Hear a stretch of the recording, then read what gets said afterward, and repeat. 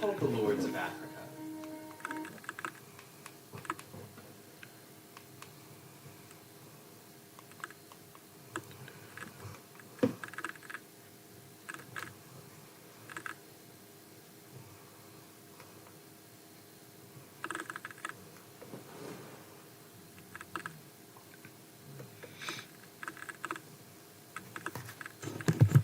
The world is run on a lot of secrets. If you're precognitive, you can also get information about things you're not supposed to know.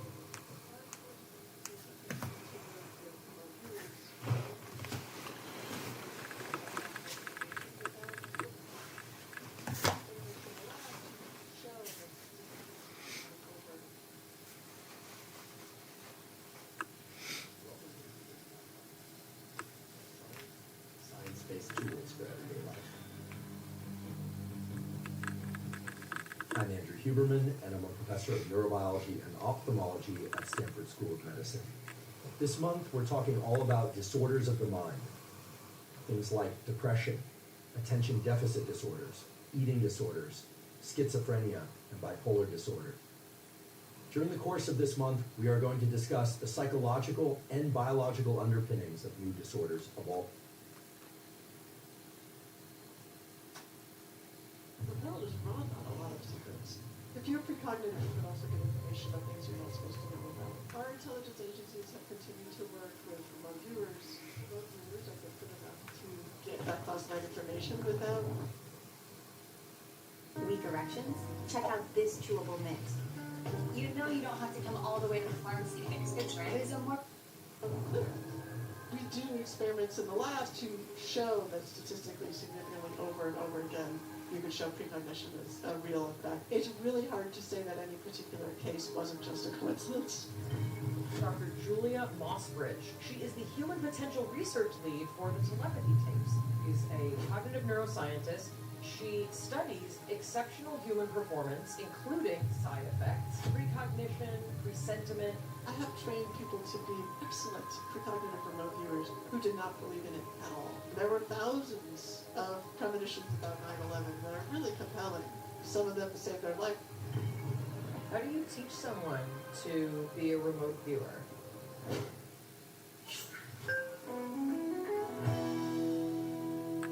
Hi, I'm Maya Bialik.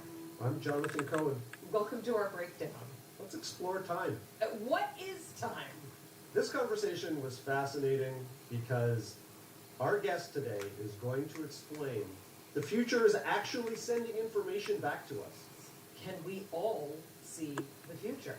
If you've ever thought about a dream you had, a feeling you had, and then you felt like it came true, components of it came true, our guest today literally scientifically studies information from what we perceive as the future, as well as information from our perceived past, and how they can all coalesce and make up a variety of phenomena that in many cases we just haven't been trained to tap into.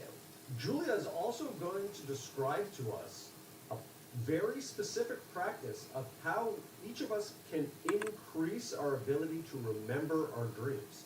She describes how self-compassion for your past self and your future self can actually increase your intuitive ability. She explains precognitive awareness, where you can have dreams and visions of the future. And in case you're wondering where a conversation about seeing the future could go, yes, it goes there. It goes into, if people can remote view into the future, can they predict tragedies from happening? She's going to share her own personal experience of foreseeing tragedies that literally occurred. She talks about the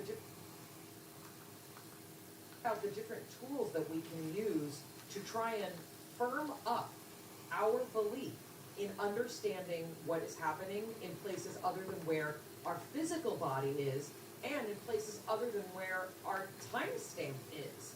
We talk about how the government has used these tools, how CIA agencies continue to use these tools, and while those things can be used for nefarious reasons, there's also a way to utilize these things from a really mind-blowing, mystical, and transcendental perspective of, are we on, as she calls it, the wrong side of the quilt when we examine our existence? And very practically speaking, when we talk about these mystical abilities and intuition and seeing into the future, can we use these to guide our own lives, to find a better relationship, to find a job that more aptly fits our skill set, that will likely make us happier? And how do we navigate the world through more intuitive senses? Who can answer all of these questions and more? Dr. Julia Mossbridge. She's a cognitive neuroscientist, and she studies exceptional human performance, including side effects, precognition, presentiment. She's a senior distinguished fellow in human potential at the Center for the Future Mind at Florida Atlantic University, and she is the human potential research lead for the telepathy tapes. So she is literally part of the team that is researching, is there a way to quantify, once we've qualified, how do we quantify special abilities? And as Dr. Mossbridge is going to talk about, she doesn't even think of these things as special abilities. She thinks of them as abilities that we all are born with. We just haven't been taught how to listen to and how to refine. And if this doesn't seem like enough to capture your interest, stick around to the end of the conversation where Julia describes what happens when we die. It's such a pleasure to welcome to the breakdown Dr. Julia Mossbridge. Breaking down. Maybe you can start by defining for us precognition and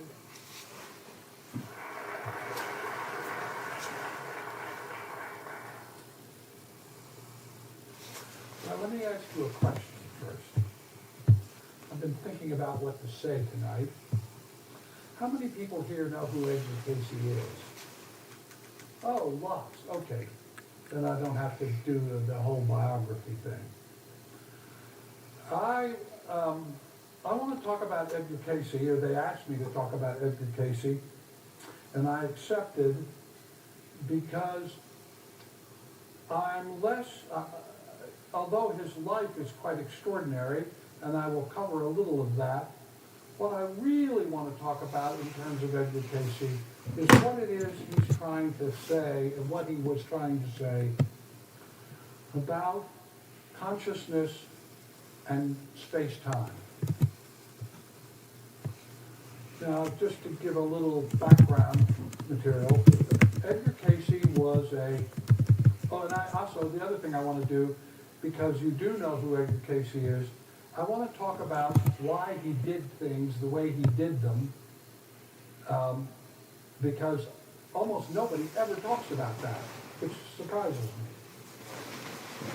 But in any case, Edgar Casey was born on the 3rd of March, 1877, 12 years after the Civil War. This also doesn't get mentioned in any of the biographies.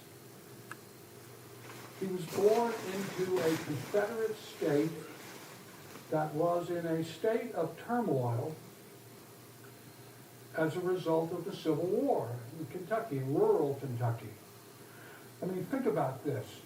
These people had been living there for a couple hundred years with a black population who were their slaves but who were now free. Now think about what that would be like living in a culture like that. So that's a big part of it. Casey was also a fundamentalist evangelical Christian. It was, until he was well into his 30s, almost his entire social life was built around his involvement with his church. He was extremely popular as a Sunday school teacher, and because he had the capacity, one of the aspects of his abilities, he had the ability to, if he held a book up to his head, he could then recite it almost word for word. Don't you wish you could do that? He was born into a family that was prominent in the county that he was in, Christian County. I mean, that tells you something right there. And to mother and father, his mother was today, psychiatrically, would probably be considered codependent. And his father was an alcoholic, racist, who was never very successful at anything. And that matters because when you know anything about Edgar Cayce, you know that he went into trances and he spoke in these trances. He would lie down on a couch or a bed or something and loosen his tie, and they would give him a suggestion, and you will have before you the inquiring mind and body of John Jones, Emily Stewart, and he would then begin to talk. Now, one of the things that also never gets mentioned in any of the biographies is, why did he do that? Why did he go into trances? And the answer, I think, is that Cayce, because he was a fundamentalist evangelical, most of what he was saying was in direct conflict with what the evangelical Christian faith of the 19th century believed in rural Kentucky. The other reason is that he started out by being hypnotized. And he developed problems with his voice. They were psychosomatic. And they discovered that when he was hypnotized and given a suggestion, that his voice would come back. Otherwise, it was just a little whisper like this. He was quite gifted. He became the best photographer in Kentucky and one of the best photographers in the United States, and very few people seem to know that either. What matters about Cayce in these readings that he gave, they called readings. I actually think of them as remote viewing sessions because this is a form of non-local perception that he's engaged in. When we look at large populations of people, I've tested about 24,000 people over the years. I've been at this since 1968, so that's a long time now. What you see is that the ability to open to non-local consciousness is spread through the population like anything else. It's a bell curve. There are a few people at this end that are really, really good at it. Edgar Cayce was not the first. In fact, one of the other things that doesn't get mentioned very often is that Edgar Cayce's grandfather, Thomas Jefferson Cayce, reputedly, there's not much documentation, but reputedly by the family stories, was able to do similar things and could make a broom dance and that sort of thing. And so that suggests that, and there's some current research, that there may be a genetic component to this. Not that it is that you can become, that you can open to non-local consciousness necessarily, but that it probably is something genetic, possibly in the prefrontal cortex. And I say that because there is some very interesting research going on. I'll just give you one example to make the point. A researcher named Gene Ochterberg, who was a very good researcher, has died recently. Gene worked with a Kahuna priest in Hawaii, and she put healing recipients in an fMRI, magnetic resonance imagery. And in another part, not in the same building, even in another place, she had Kahuna priests who were healers. And she had a random number generator so that it was not, couldn't cue it or control it. And the random number generator would periodically light a light bulb. And when the light bulb lit, then the Kahuna priest sent healing to the people that were in the fMRI. And what they discovered was that when they did this, and only when this was happening, that the prefrontal cortex of the anterior superior temporal gyrus lit up in the recipients. Because the two big questions, and why Edgar Cayce matters, I mean, he was born on the 3rd of March in 1877, and he died on the 3rd of January 1945, 13th of March. You know, why are we talking about a man who's been dead for almost, since 1945, almost a century? And the reason is that he is such an extreme example of this ability to open to non-local consciousness, that by studying what he said and what he was able to do, we begin to get a sense of what is going on. Because when you see somebody that has really extraordinary abilities, and you can study them and carefully, and the other thing about the Cayce material, which again doesn't often get mentioned, is that the Edgar Cayce material is the largest body of non-local consciousness research that is fully documented that exists. Cayce gave, over the course of his life, he began at the very turn of the century, the last century, he gave a total of, 14,145 readings for 5,744 people. I remembered that.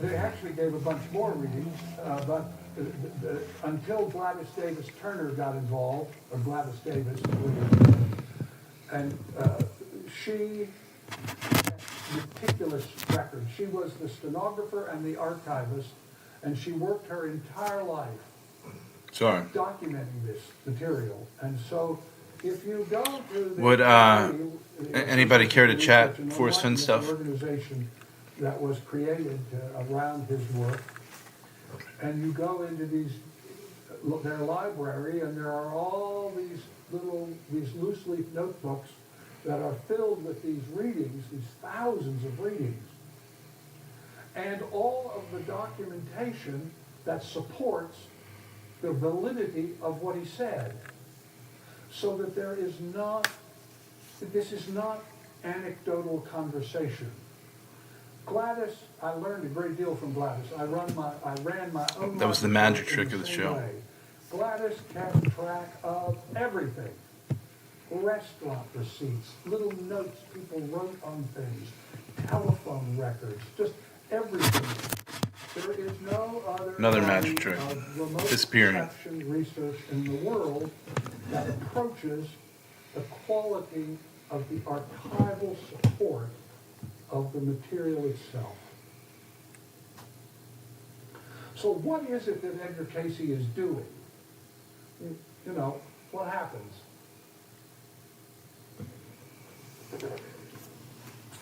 The answer is that to begin the answer, I want to tell you a little story about Max Planck. Max Planck, father of quantum mechanics, was a man who didn't give a lot of interviews. In January of 1931, he gave an interview to the Observer newspaper. And the reporter who did the interview, one of the few that he did, said, "You and Einstein are the most famous scientists in the world. What have you learned?" Now, I don't know what he thought Planck was going to say. Something about atoms and molecules, maybe? I don't know. But instead, what Planck said was, "What I've learned is that consciousness is causal and fundamental. You cannot get behind consciousness. Space-time," this is the one, you can hear the sphincters tightening. "Space-time arises from consciousness, not consciousness from space-time." And in 1944, at a physics conference in Pisa, Italy, he stood up and he said, "I have spent my entire life studying atoms and molecules, But I'm sorry to tell you, they don't exist. They are expressions of consciousness. So the reason that Edgar Cayce is important, other than, I mean, there's wonderful stories, and I will share a couple of these things, but is that because of he is so extreme in his ability, see or as Edgar Cayce put it, mind is the builder. And he says it over and over again. And in fact, he talks a great deal about what it is he's doing. And that makes a difference because this is something that you can access.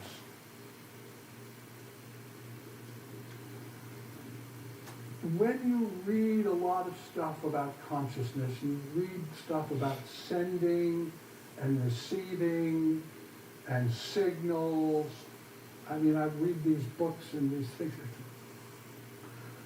I'm sorry, there is no sending, there is no receiving, there is no signal. What's happening is you open to non-local consciousness. Now, most of the time, we are overwhelmed by the sensorial impressions that flood in to our neuroanatomy. It's hot, it's cold, it's dark, it's light, there's a smell, there's no smell, it's noisy, it's quiet, all that stuff.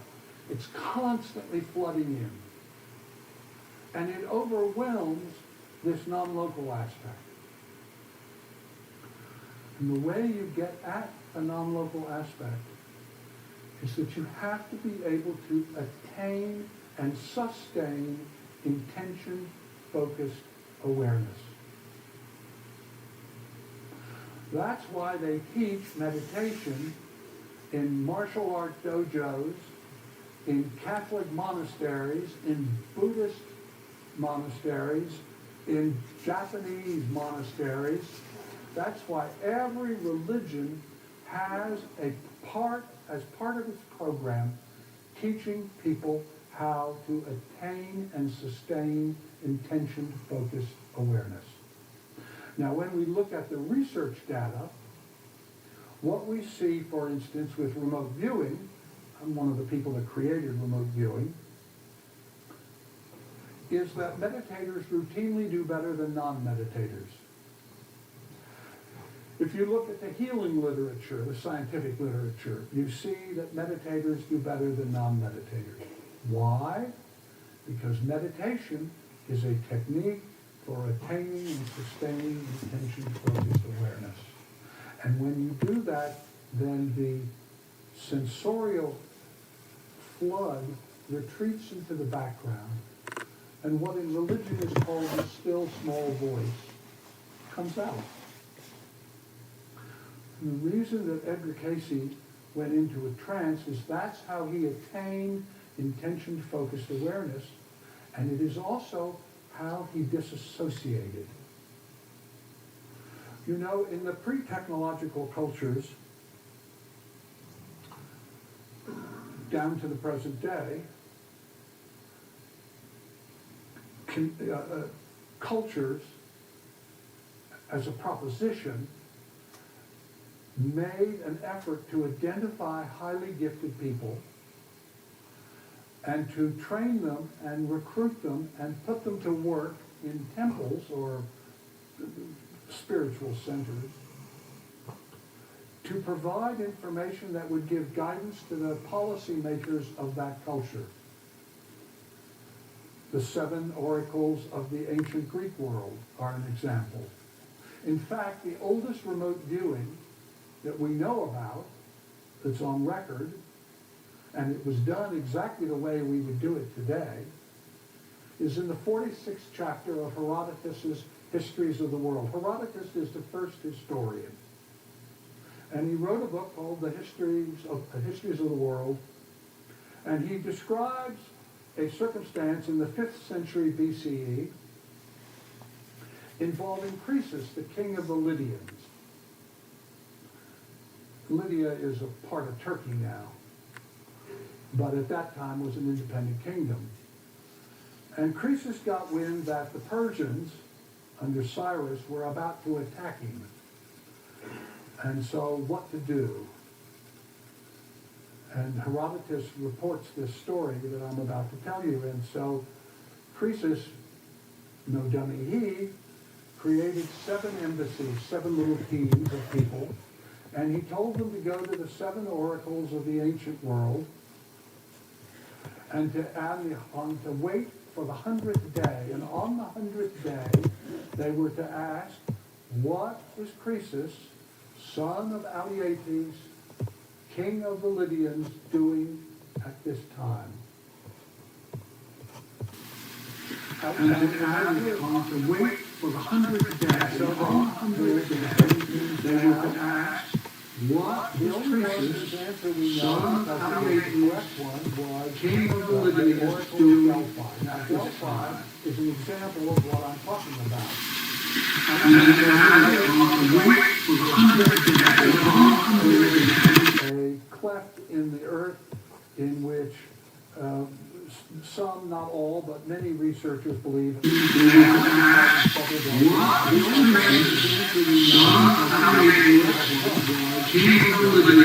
LSD. And young women, epiphanuses they were called, would sit in this kind of tripod cat's cradle thing, and these gases would bubble up, and these girls would go into a kind of altered state of consciousness, and you could ask them questions and they would speak, just like Edgar Cayce.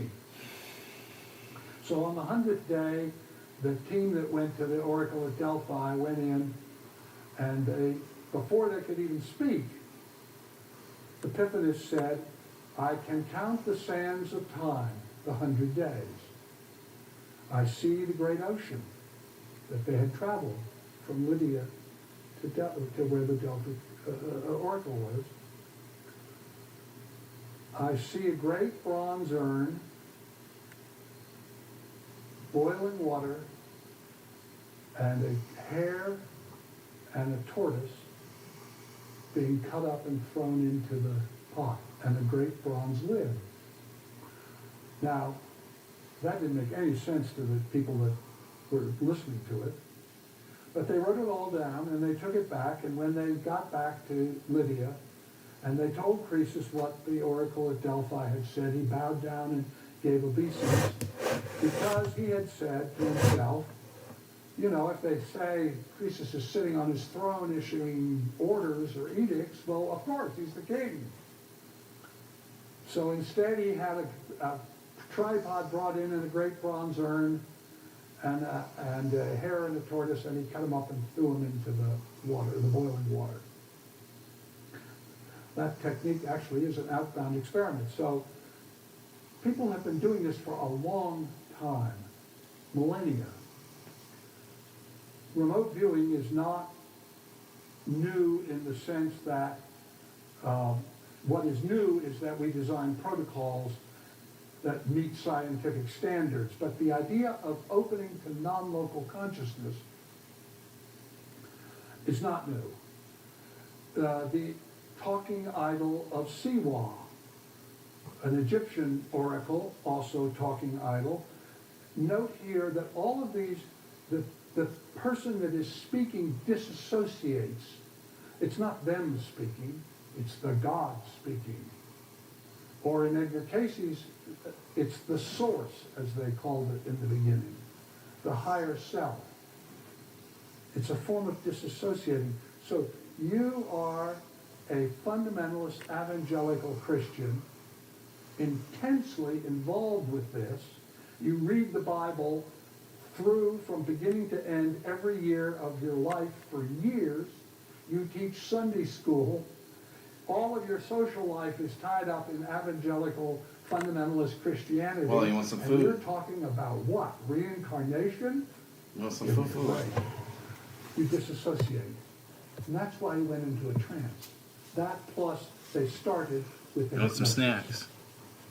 And that was the way he got into it in the beginning, but the continuation. I was lucky enough when I went to the ARE in 1965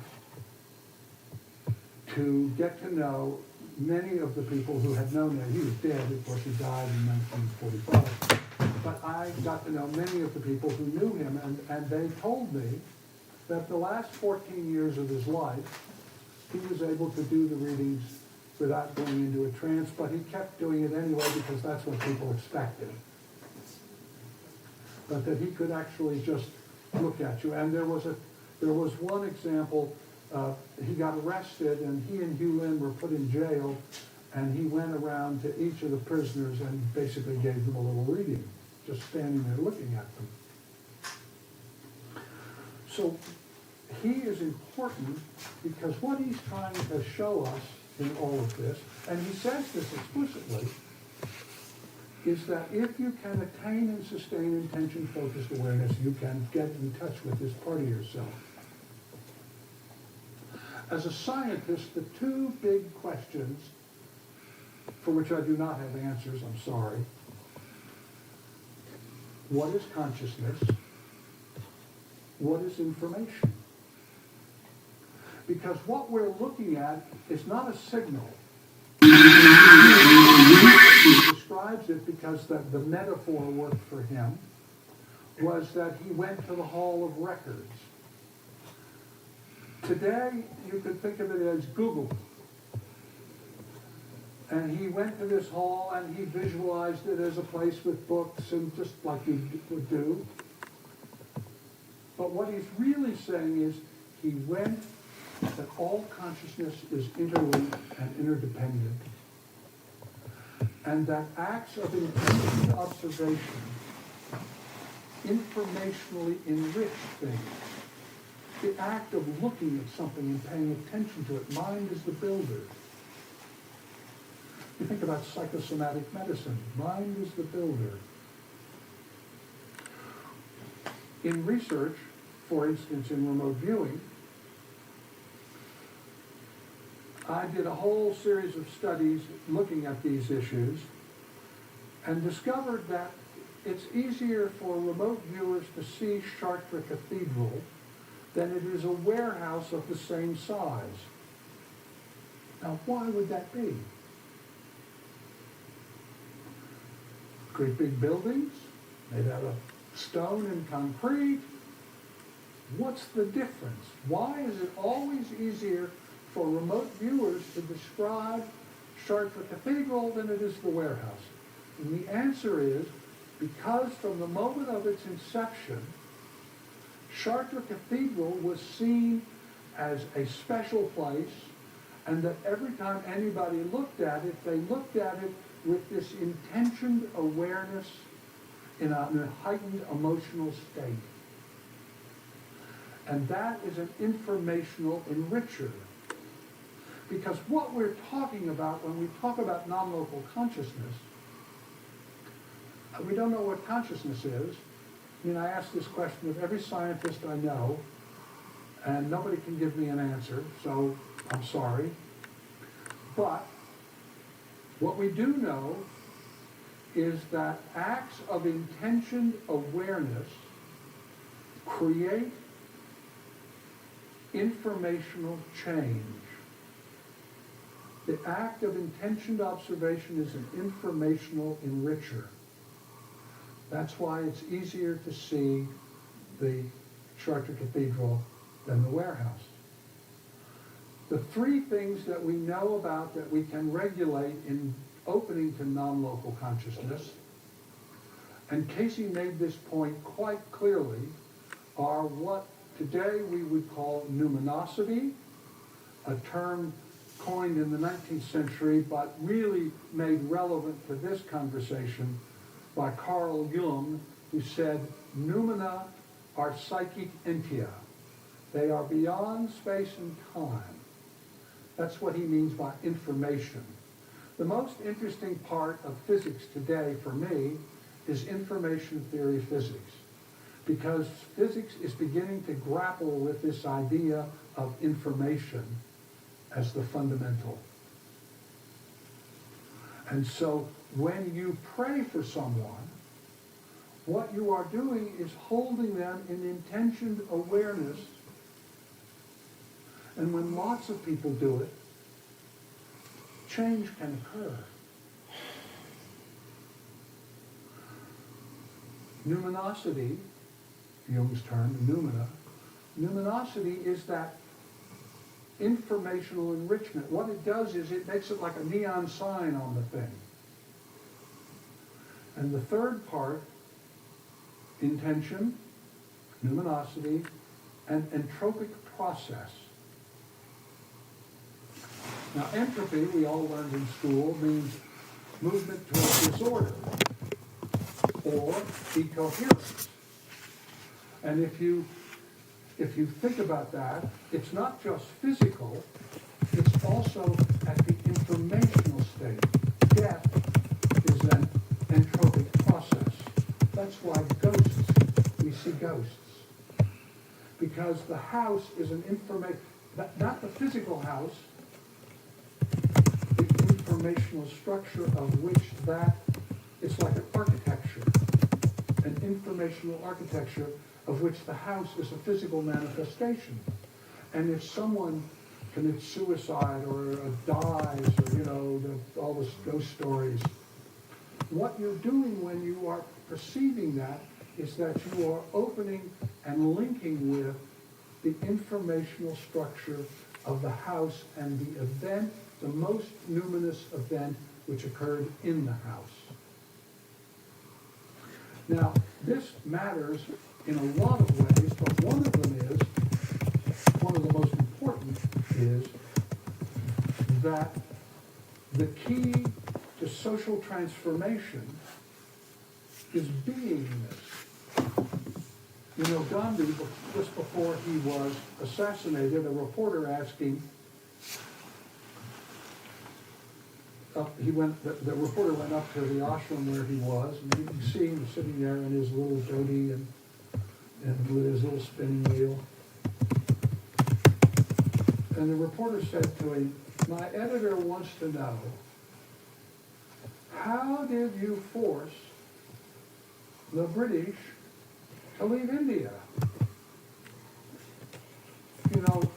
People don't really talk about it, but India got its independence without a war.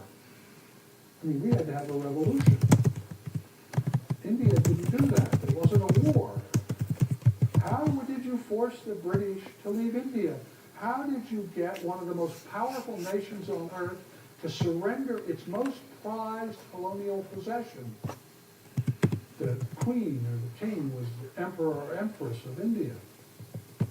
And Gandhi's answer speaks to this issue of beingness and consciousness. He said, it's not what we did that mattered, although that mattered. It's not what we said that mattered, although that did matter. It was the nature of our character that led the British to choose to leave India. Not force, choose. Note the verb difference. When you listen and look at the Casey material, those 145 readings that are down there in Virginia Beach, what you see over and over and over and over again in his material is this idea that the consciousness that you hold affects not only your well-being, but when you join with others, it creates social transformation. The beingness. Why would a group of people, he had no army, he had no money, he had no official position, he had none of the things that you would think would be necessary to get the British Empire to surrender its most prized possession. How did that happen? It was because he got the coherent intention of the population. The most powerful force on earth is the collective intention of a large group of people. And you can see this play out. I look around this room and I would be willing to bet you that a large percentage of this audience remembers, as I do, that when they were young and you went to somebody's house, there was a coffee table and on the coffee table was an ashtray and a pack of cigarettes and one of those lighters your mother told you not to fool with. Right? You never see that anymore. Why? Because the beingness of a large number of people changed. Look, if you look, for instance, if you do a Google word search, Google has lots of things that are quite interesting, but one of them is that they keep track of all the words that people search. And so you can actually find out how often people search words. If you go back about 3 years ago, maybe 4 now, you see that there is a shift between gay to LGBTQ. Well, actually, it starts at LGBT and then becomes LGBTQ. No president got on the television and said, we're now going to say LGBTQ and not gay or lesbian or whatever. Nobody passed a law. No one in the Senate stood up and gave a speech. What happened? And the answer is because a large number of people changed in consciousness. They held an intention for a new way of looking at things. And so I think that the Casey material, all the stories that you hear, I mean, they're amazing stories. I mean, Casey would give a reading in a language that he, not only a language he didn't speak, he had an 8th grade education. Left school when he was 16. And we're talking about a one-room school in rural post-Civil War Kentucky. So it's probably not Harvard University.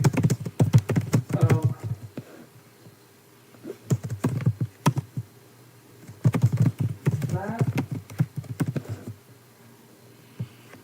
shift in consciousness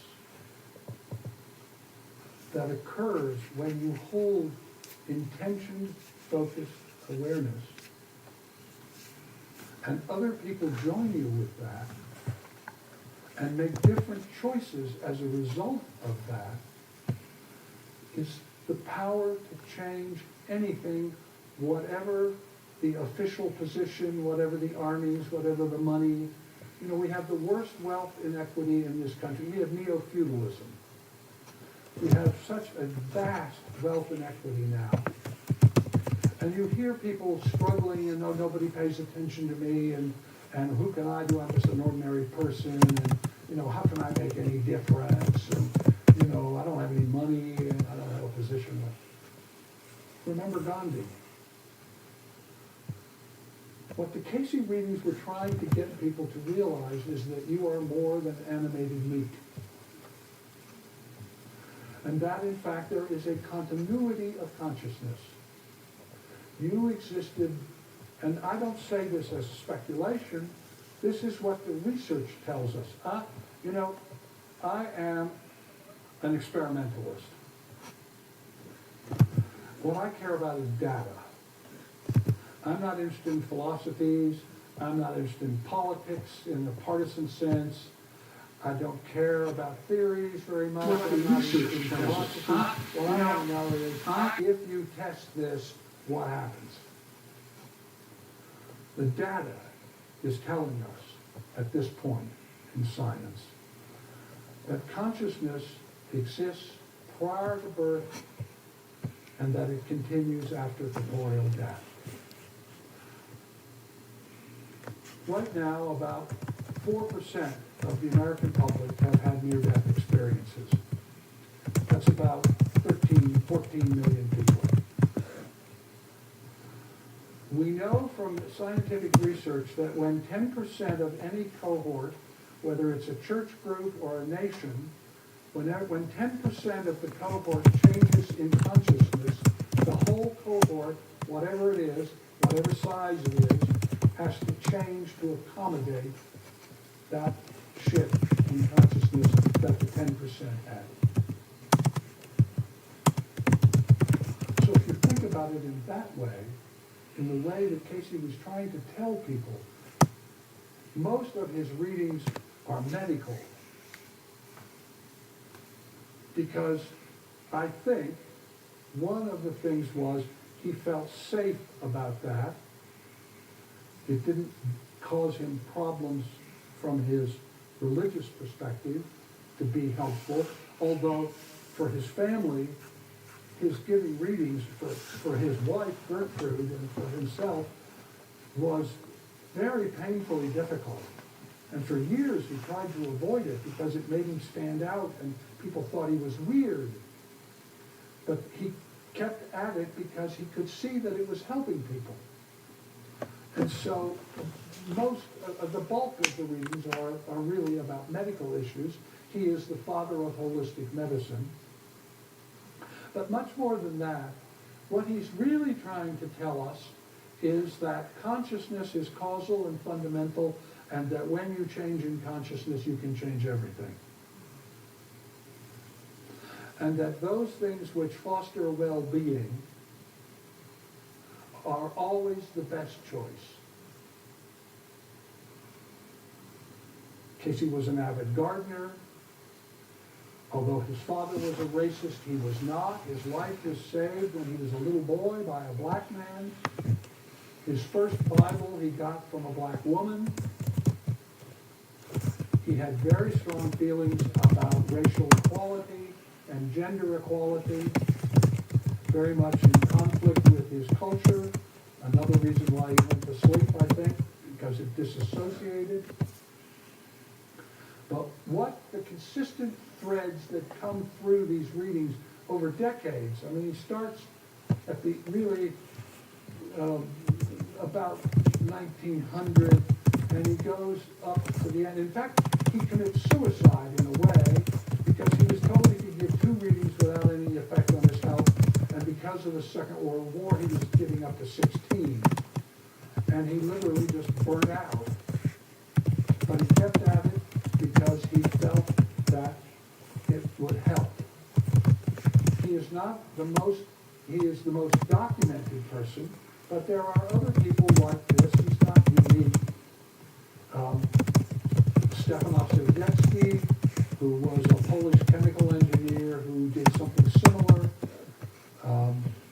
in Poland during the Second World War.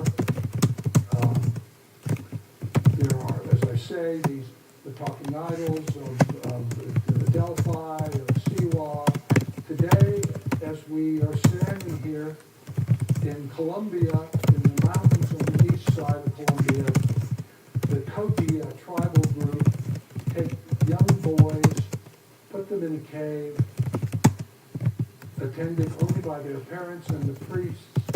They use a cocoa substance to do psychoactive augmentation, and they teach these boys, and when they're about 13, they bring them out of the cave, and they're called the mamas, and they provide the same kind of guidance for the leaders of the Kogi that the talking idols of antiquity did as well.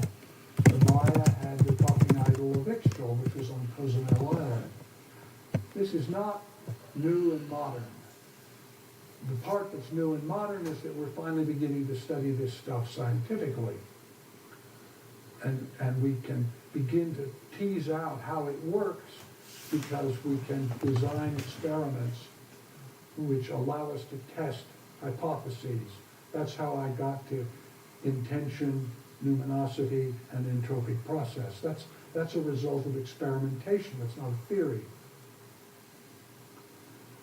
I think what we need to do when we think about the Casey material is recognize that this was an extraordinary man who in the bell curve is way over at this end, who was committed to what he was doing, also not widely recognized as, Casey never made any money out of this. He was never wealthy. He never tried to become wealthy. I invented a protocol called the Associated Remote Viewing Protocol, where, because we learned that it's very hard to get analytical information from remote viewing, a name or a number, that kind of thing. It's not easy to do. Most people can't do it. But it's very easy to tag along with your neuroanatomy and ask you to describe the sense impressions that you have. So it's easy to describe an apple. And I was writing a speech for Elmo Zumwalt, the Chief of Naval Operations, for whom I was the special assistant. And he'd asked me to write a speech about Wall of the Sea and that sort of thing. And I was looking for a historical example. And I came across a picture of a code book that had been created by Lord Nelson, who was the commander of the British Navy in 1798 when he fought Admiral Brueys, Napoleon's admiral, in the Battle of the Nile or the Battle of Aboukir Bay.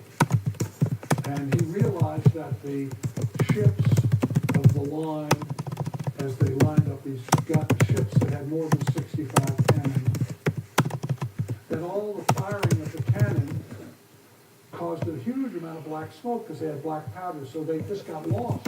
And he couldn't get commands to them, to get them to act as he wanted them to do. So he created an association. He had flags that meant certain commands, and so he would take his frigates, smaller ships, to sail behind the ships of the line, and they would fly a set of flags, and that way the commanders of the ships of the line would look at the flags and say, oh, if it's a red flag with a white stripe, I'm supposed to tack left or whatever. And out of that idea, because we can't get analytical information in remote viewing, that's hard to do, I thought, well, but people are really good at describing sense impressions. So suppose I said the apple meant that the stock market was going to go up, and the scissors meant the stock market was going to go down, and the sponge meant that the stock market was going to stay the same, or in my case, the Standard & Poor's 500 index. And so I did this experiment, and we invested in the Standard & Poor's index, and we turned $5,000 into $150,000. And I quit doing it because it ate my laboratory alive. People who were otherwise normal, rational people, when they started seeing this money come in, went crazy. I couldn't get anything else done in the lab. We did Thursday to Friday, and all week, Monday, Tuesday, Wednesday, all they talked about was, you think we'll get it again? You think, how much can we invest this time?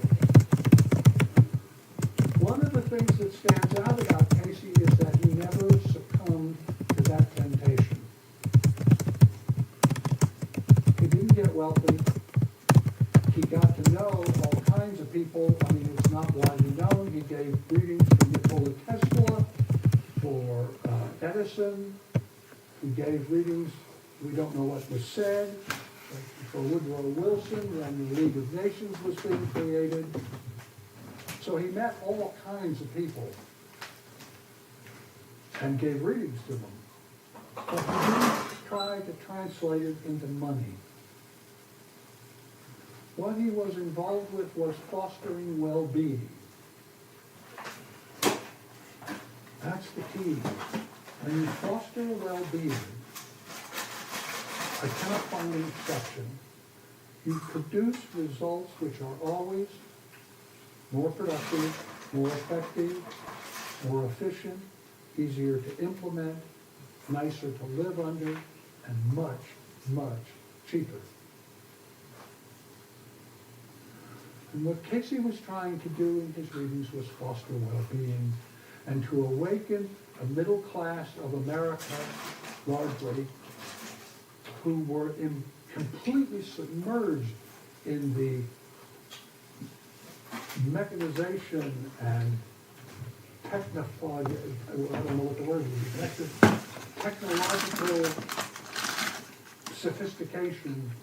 You know, when I was a boy, I remember in one of those encyclopedias that that they show little boys and girls. There was a picture of a mechanical person, and the front was taken off, and there were people working in each of the things, and they represented the various organs, and it had reduced people to a machine. And Casey feared that, I think, and what he was trying to do was to awaken people to the idea that the fostering of well-being is the right course. And that course is no less relevant today than it was at his time. Because we stand at a precipice. The current projections are about 13 million of us are going to become climate refugees by 2050. I mean, I could do a whole thing on climate change, but I just make this one point. The message that Edgar Casey was trying to get across, mind is the builder, collective intention shared amongst groups of people can create social transformation that fosters well-being. It doesn't require money, it doesn't require military might, it doesn't require official positions. It is a function that ordinary people can mobilize and use to create whatever they want. So the question, I think, that we have to leave ourselves with is, what do we want? What kind of world would we like to see? The world that Edgar Casey is describing is a world in which people help one another,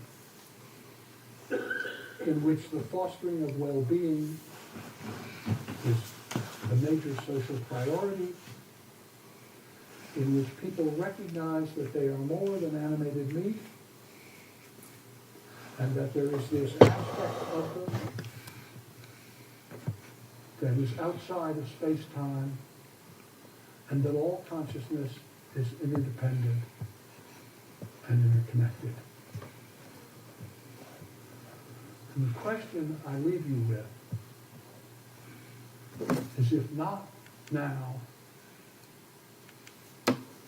then when? And if not us, then who? Thank you.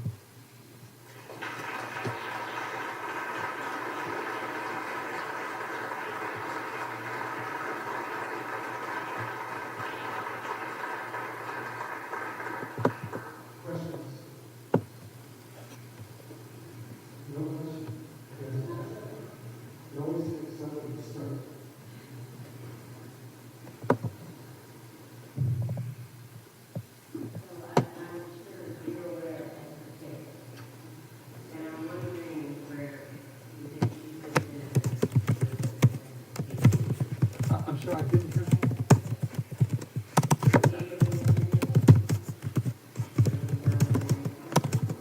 Andrea, Esther Hicks.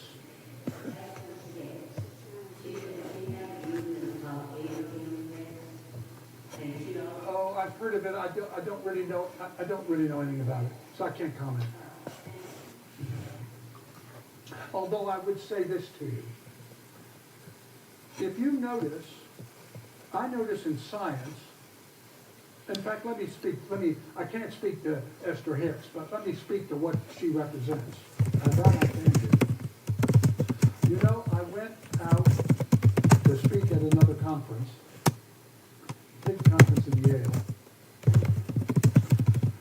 And afterwards, a group of millennials came up to me and said, "Can we take you to lunch? We have a bunch of questions." The next day, I spoke at night, and the next day they came up to me and said, "We want to take you to lunch. We have some questions." So there were 9 of them, and I said, "Sure." So we went out to lunch,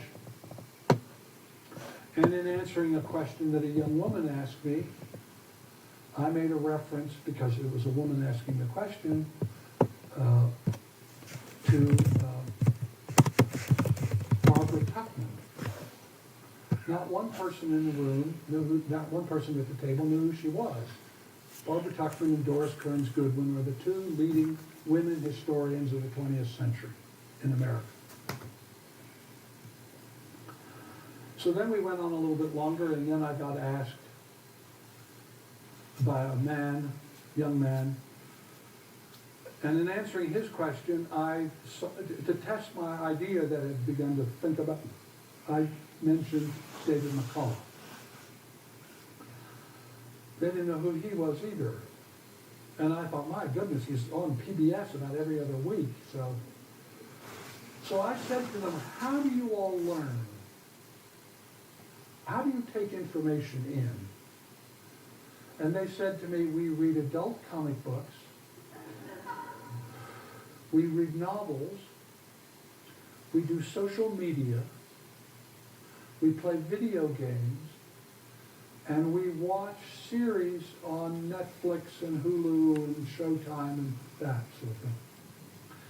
And so I listened to that, and as I was flying home, I began to think about that. And you know, I've been writing nonfiction books and hundreds of research science papers that get published in science journals. And I began to think about, you know, maybe I need to change how I do this, because they don't read any of the stuff that I'm writing. And so I thought, well, I don't know anything about adult comic books, and I'm not interested, and I don't do social media. I publish Schwartz Report on Facebook and LinkedIn, but I don't really do media in the way that they meant it. I don't play video games. I don't have time. But I could watch television, and I could write novels. I read a lot of novels. Maybe I could write one. I've never written one. And so I started writing novels and put all the same science stuff that I put in science papers, I just put it in my novels. Everything in the novels is all based on science. And I started watching television, which I didn't do. I mean, I watched news, but I didn't watch. And I was so glad that they had asked me that question and told me that, because I realized there were two things going on. And Esther Hicks, who I don't know, but I know sort of what she is or what she's doing.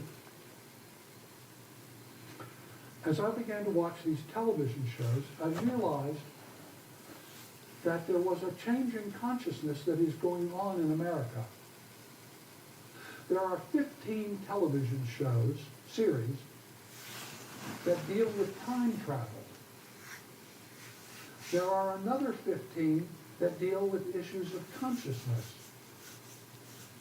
I mean, some of it I don't agree with, like the magic stuff, but there are other things which are just explicitly about non-local consciousness. And then, as I thought about that, I realized over the last several years, I've been asked to be on the board of 5 new scientific societies, all of which are fundamentally focused on consciousness. Hundreds of scientists, old ones, young ones. There are 3 big discussion groups on the internet that involve hundreds of scientists, all of whom are involved with consciousness research. There is a shift in the paradigm that is happening. Part of it is tied into the ecology movement. Part of it is being driven by climate change, I think. But there is a shift in how we look at the world. And that the 4,000-year-old Abrahamic Middle Bronze Age thinking, in which we had dominion over the earth and men are superior and dominant to women, is changing. And it has begun quite recently.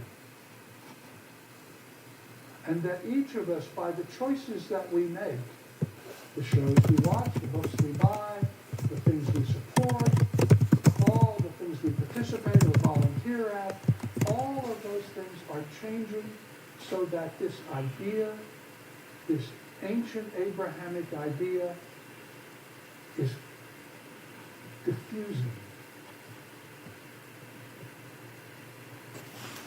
Gender equality, racial equality, that we are part of the matrix of consciousness, the Gaia hypothesis. There is a change afoot. And this lady that you mentioned, she is an expression responding to that. When consciousness changes, it's like the culture becomes pregnant. And it gives birth, because of the high mortality rate, it gives birth to litters. I'm one of the litters. And my litter mates are shifting in consciousness.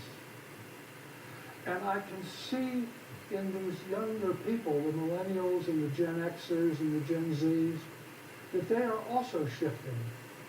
Because they're beginning to recognize we're the ones who are going to live in this world in the future, and it's not acceptable to keep doing things the way we're doing them. And so each of us has that opportunity, wherever we are and whatever we do. By the things we say, by the choices we make, the things we buy, the dog food, the toilet paper, the toothpaste. Every time you buy something, you are voting for a worldview. And you have enormous power. It's very interesting to look at how things shift. I don't know how many people have noticed, but fast food restaurants are embracing veggie-burgers like a long-lost child.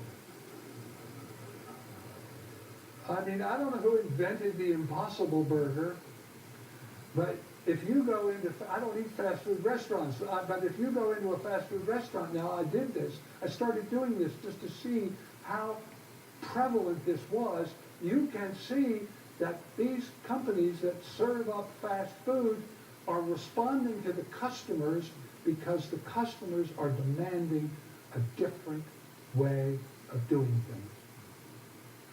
And in every choice you make, you either support well-being or you just make profit the first priority. And it's up to us. Yeah, anybody else? Yes, in the back.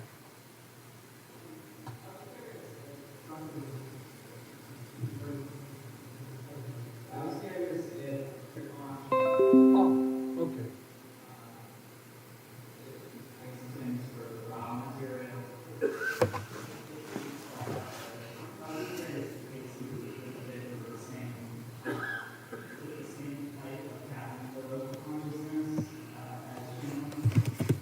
Okay. Casey was not a...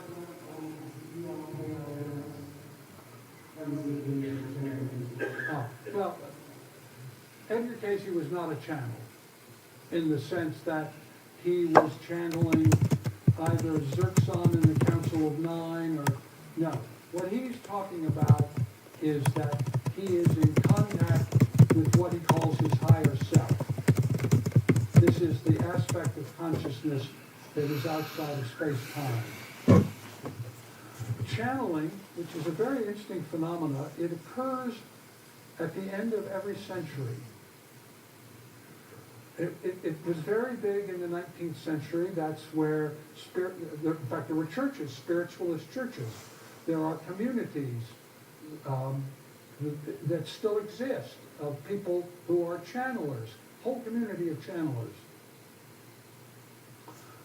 Lilydale up in New York, or Casadega down in Florida are examples. Those are communities of mediums where you can go and pay a small fee and they'll channel something. It started at the end of the 19th century. Spiritism actually became a church. And it also began at the end of the 20th century, when there were all, I was thinking of the woman that channeled Rata.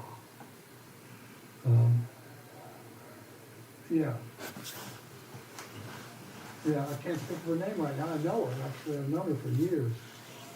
No, Rata. J.Z. Knight, thank you. I knew there were initials. J.Z. Knight is an example of that. Channeling, what channeling is doing is trying to contact discarnates, or sometimes they're expressed as higher beings. Glastonbury Cathedral was reconstructed by Frederick Bligh Bond because he used automatic writing to channel the monks who had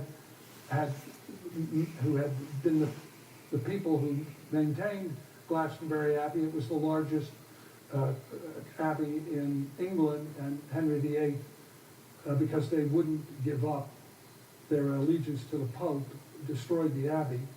It's still, the ruins still exist, but Frederick Bligh Bond in 1917, 18, 19 used channeling to reconstruct this cathedral and to find where the walls were, because there was just a few walls up and everything else was underground. I wrote a book in which, the Secret Vaults of Time, which tells this whole story. The problem with channeling is you actually don't know who you're contacting.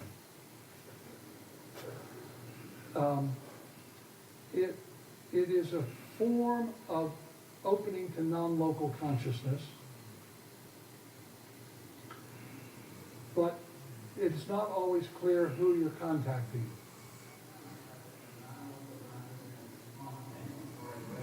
No. I don't use words, you'll notice. I don't use words like ESP, psyche, all that sort of thing. Those are all archaic words. I don't use them at all.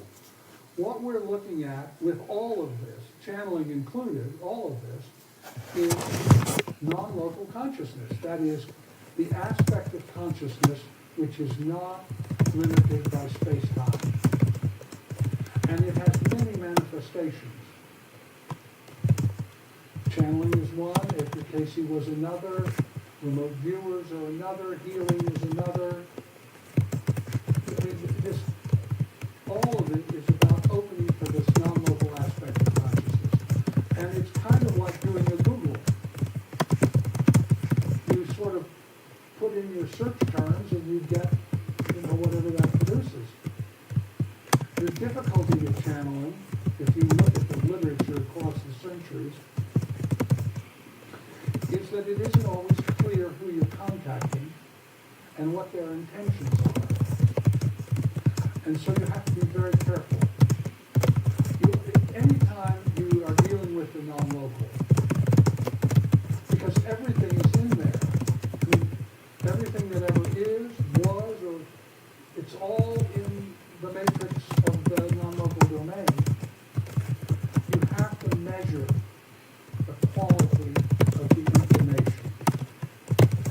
Just the fact that it comes from a non-local source does not inherently mean that it's positive.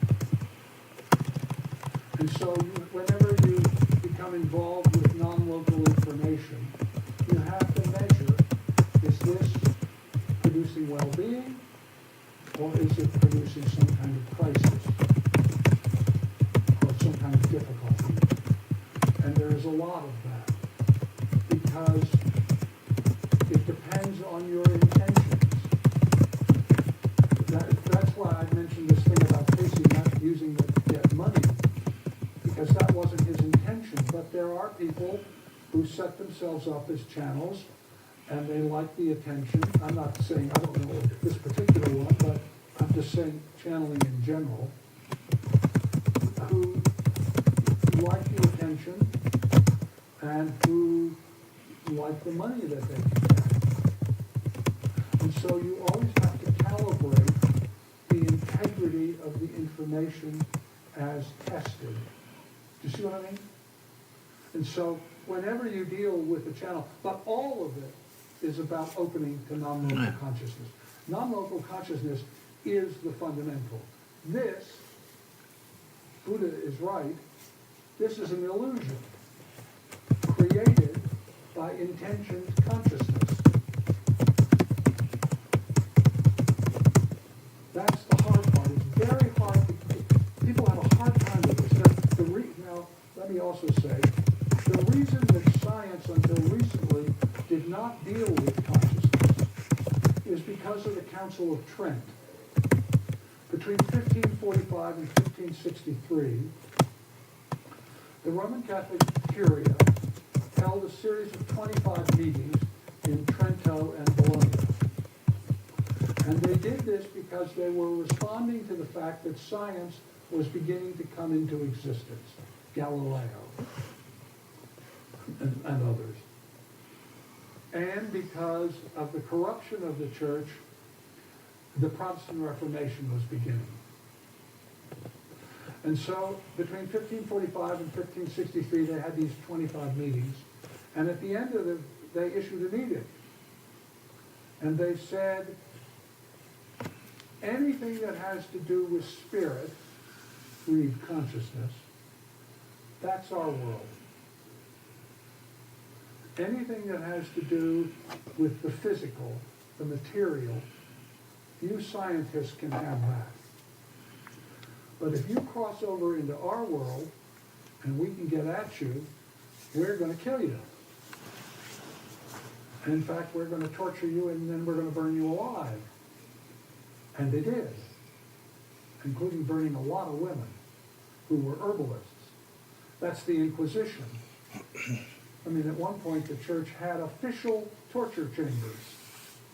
And the Dominicans were the principal people that did this. As a result of that,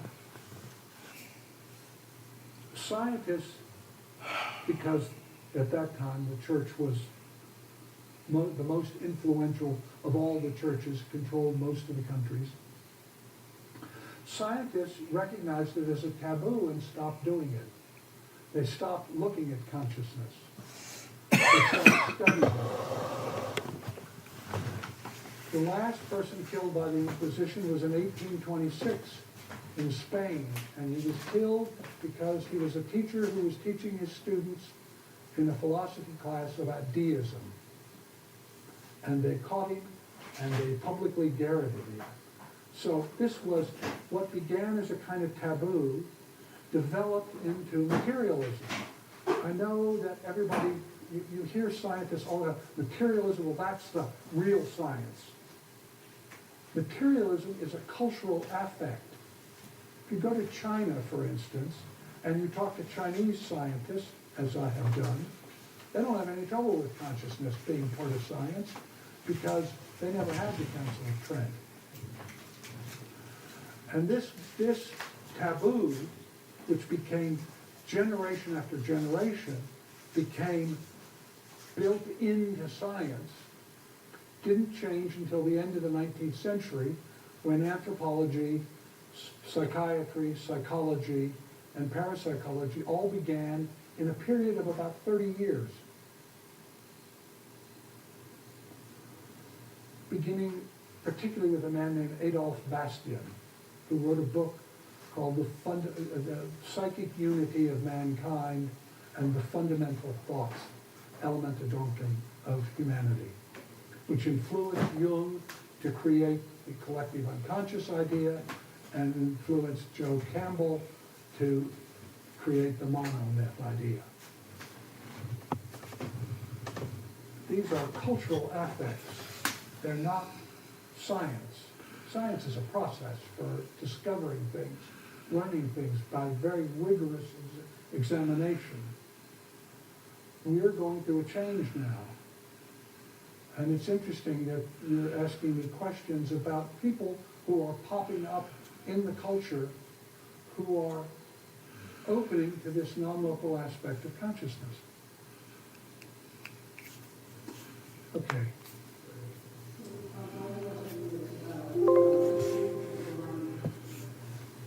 Where are you?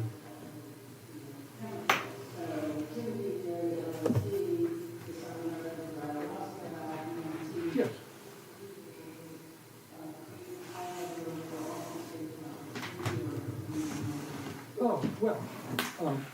again, you know, I mean,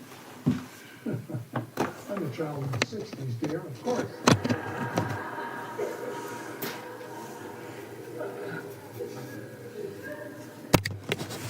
We made a dreadful error. It started with the creation, the whole reefer madness thing. I don't know, you and I both live in states where marijuana, for instance, is legal. And you have probably noticed what I have noticed, and that is there's nothing to notice. Right? I live on this island off the coast of Washington. People that smoke grass, nobody cares. There's nothing any different. However, to your question, the use of psychoactive substances dates back at least 5,000 years and probably much older. There is some evidence in archaeology, the use of mushrooms, for instance, psychedelic mushrooms.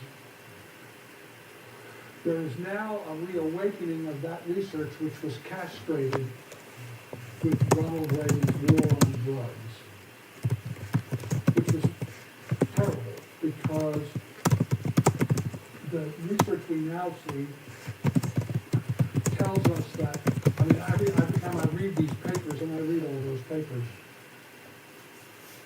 good Lord, I'm a Vietnam vet, right? I think about all those guys that came back who had PTSD because of what they experienced in that incredibly stupid war. And there was nothing to treat them with. We now know that psychoactive substances can be very useful in things like this. The use of psychoactive substances in these cadres that I was telling you about, the pre-technological cultures would identify people who were gifted and would get them all together at a temple or a shrine and would train them. They often use psychoactive substances. The Kogi use some kind of cocaine derivative that they work with. There's another group down in the Amazon who work with ayahuasca. As in any case, you can abuse these things or you can use them in a positive way. We went off the rails because there was a lot of power issues that were involved with that. And I'm glad to see that that part of the pharmacopoeia has been reintroduced, and people like Jim Fadiman or David Luke or others who are doing this kind of research are discovering some wonderful things, and it's proving very fruitful. Particularly, I'm always very mindful about these guys that come back, men and women, who have PTSD because of the horrible things that they've experienced. And so I see it as a plus to reintroduce psychoactive substances into the treatment of disorders. Yes. Oh, wait. Okay, we'll get to, yes.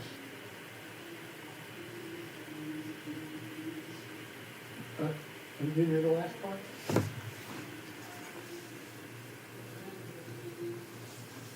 Dreams? Oh, readings. Oh, yeah. Oh, yeah. I mean, you know, as I said, I wanted to cover enough biography to get a sense of it, but not too much. Yeah, I mean, Casey was, because he was such an extreme example, for instance, as I said earlier, he spoke languages that he didn't speak. He was giving a reading for a woman in Italy, and he spoke not only Italian, but he spoke Genovese, which is a dialect of Italian, which nobody in Kentucky even knew existed. And in order to understand what he was saying, Gladys wrote it all down phonetically. They had to go out, and they finally found a guy with a push cart who came from Genoa and I think this was in Louisville, I'm not sure, but I'm not remember exactly, who tried to help them understand it. One of my favorites is Casey gave a reading for a man who had leg problems, and he said, what you need to do is to get this smoke oil and rub it on your legs, and it will solve your problem. And so they sent this out. You know, the people are not physically present usually. This is all pre-computer, so it was all done by mail and telephone, which is lovely because there's all this documentation. But anyway, so the man went to his doctor, and the doctor went to the pharmacy, and the pharmacy said, well, who the hell knows what smoke oil is? So they went back to Casey, and he gave another reading, and he said, well, it's on the second shelf in the back in the storeroom, and if you go there, you'll find there's a bottle that's back in the thing. And so the pharmacist went back into the storeroom, and in the back, way in the back, was a bottle of smoke oil. And he called up Casey and he said, how could you possibly know that? It's out there. My father, I inherited the drugstore from my father, so it must have, he must have bought it. I don't have any idea what it is. But the man got the smoke oil and he used it and he got better. And Casey gave, I learned, let me think how to get into this exactly.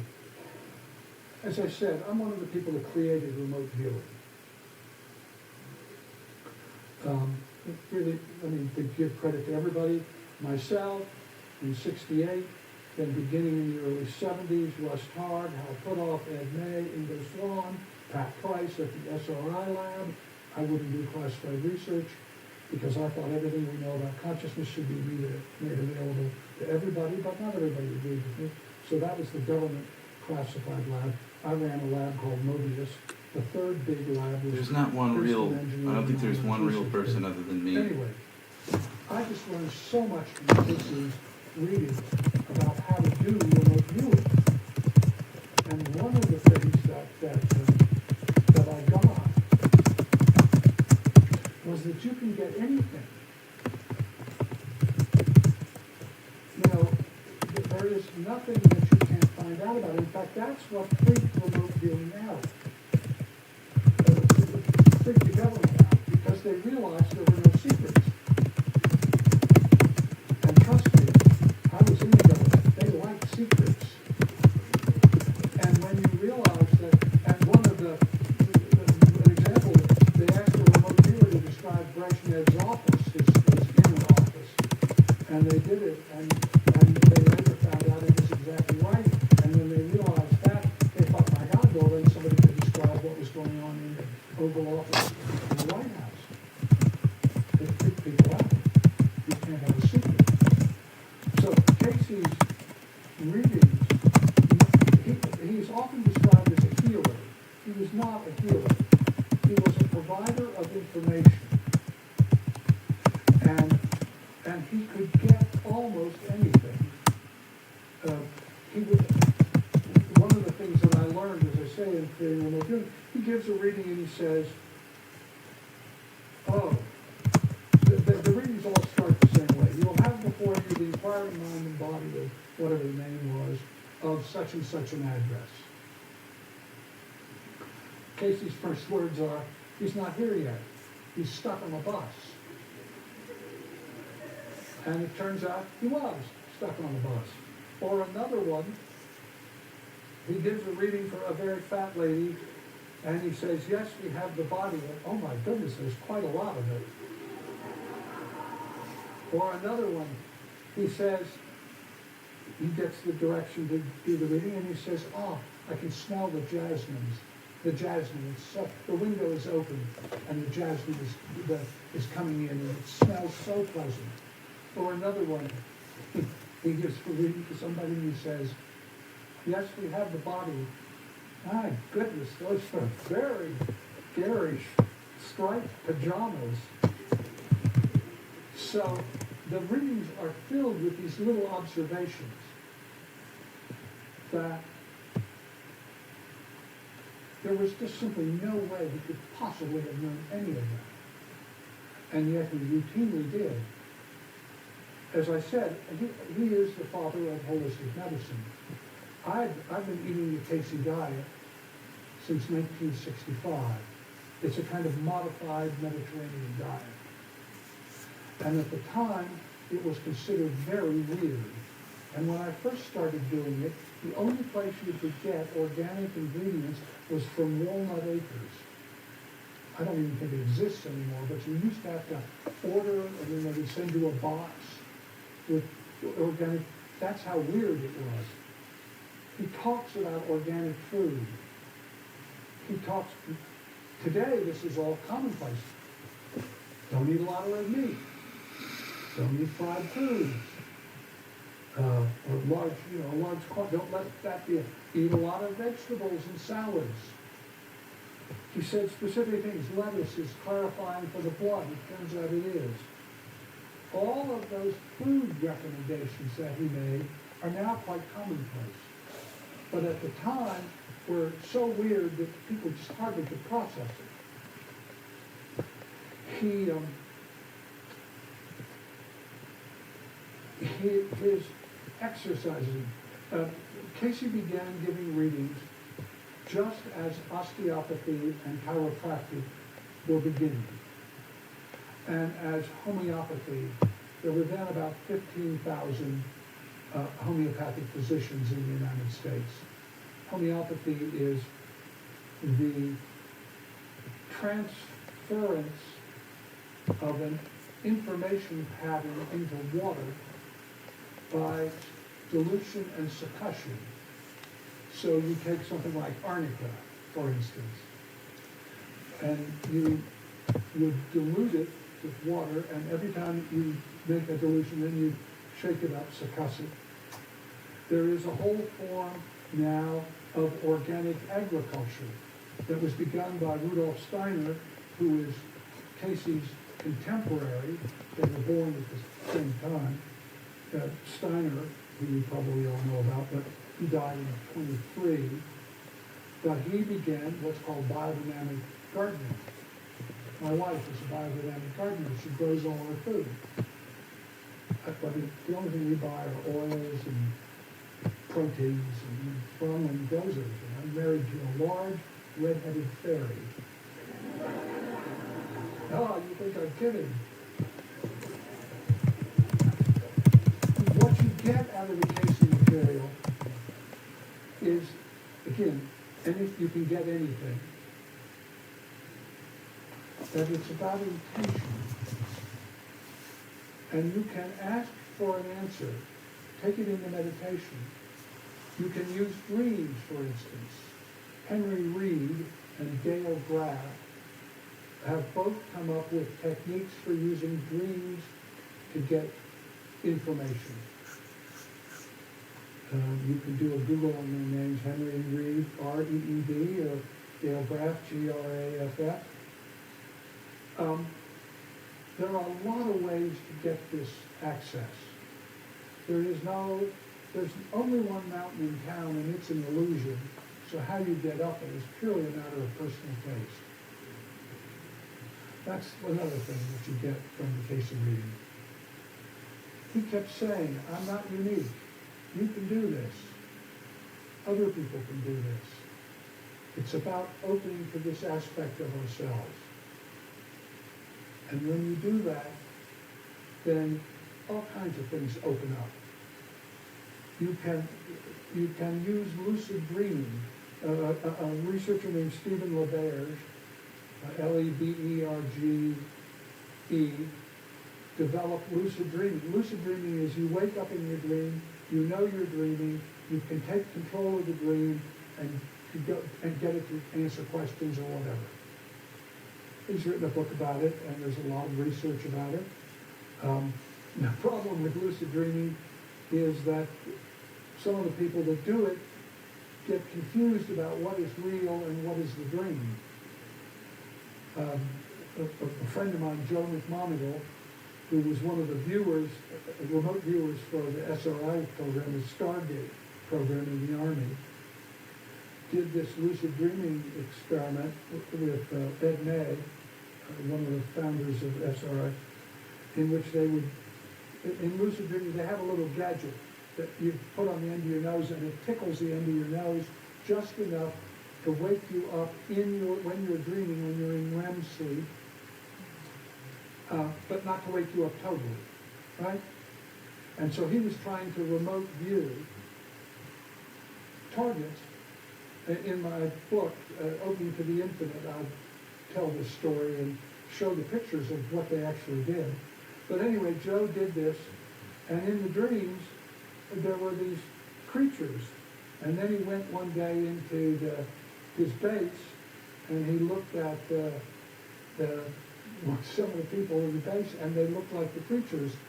And he said he quit doing it because he said, I'm losing contact with which is reality. But in any case, there are a lot of ways to do this. That's the other thing I think that's very important to know. The key to all of this is to find the rituals that work for you, and then to do them, and to do them regularly. That's the key. It's not that there's one way that it has to be.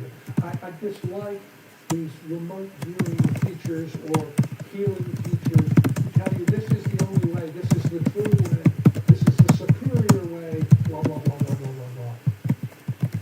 As I told you about the story of Herodotus, there are a lot of ways to do this. People have been opening up the non-local consciousness for thousands of years because it is the fundamental part of this. And how you do it is much less important than that, what you do it, why you do it, and to what end you do it. That's the hard Yeah. and the key part.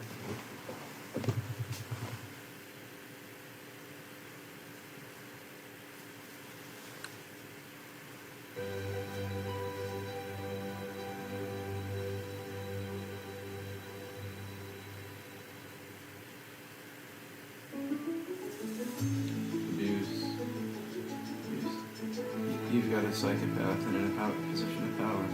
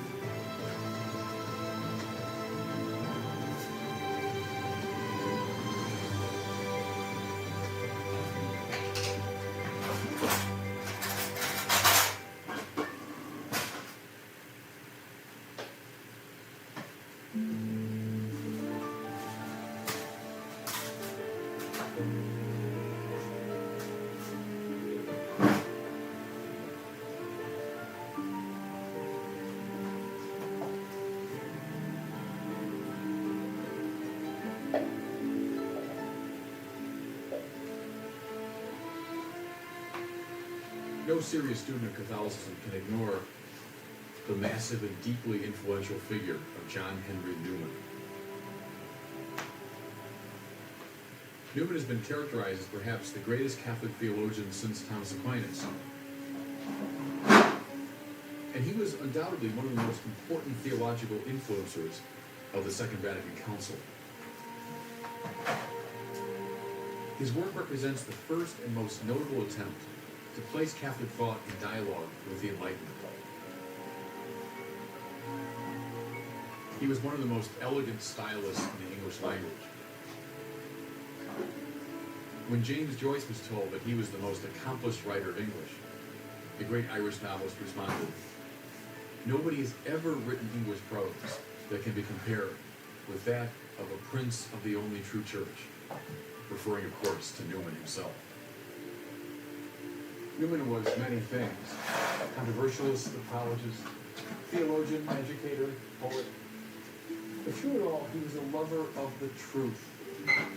Toward the end of his career, upon being made a cardinal, he summed up his life's work as follows: "For 30, 40, 50 years, I have resisted to the best of my powers the spirit of liberalism in religion," by which he meant the view that religious statements are not matters of truth and falsity, but only expressions of subjective sentiment.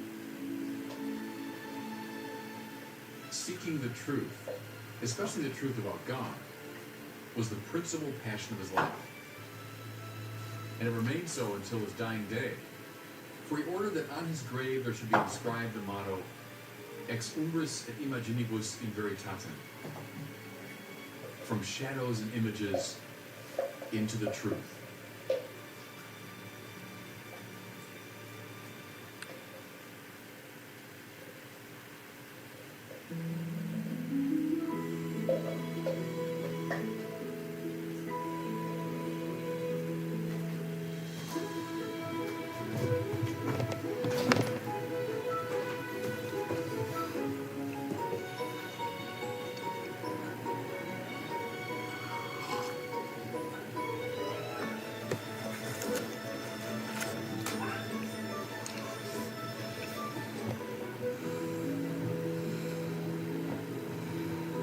John Henry Newman was born on February the 21st, 1801, in the heart of London. His father was a banker, and his mother was a descendant of French Huguenots. He came of age within the framework of Anglicanism, the national religion of England. At the age of 15, Newman underwent a kind of conversion experience that marked him for life. Under the influence of a charismatic preacher, he came to accept the basics of the Christian creed and to love Christian dogma. He also became convinced that he was saved, justified, destined for eternal life. In that same crucial year of 1816, Newman read a tract of church history. He was especially beguiled by the text from St. Augustine and the other church fathers. The interest in the early church remained steady and deep throughout Newman's life.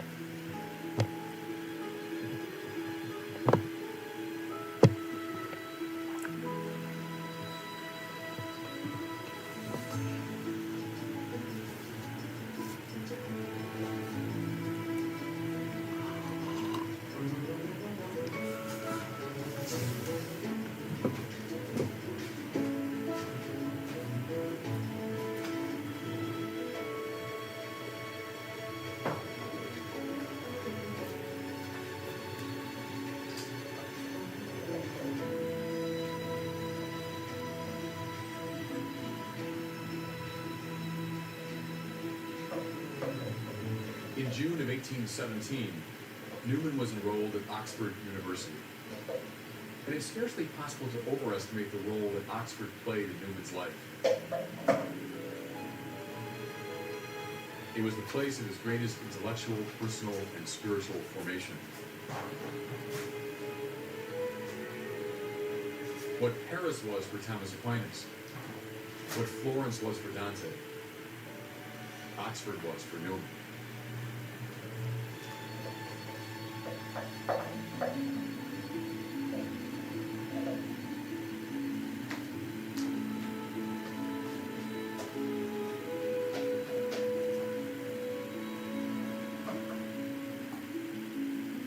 Newman became a fellow of Oriel College and fell under the influence of John Keble, the author of a book called The Christian Year, which presented a version of Anglicanism that was firmly grounded in the ancient Catholic tradition.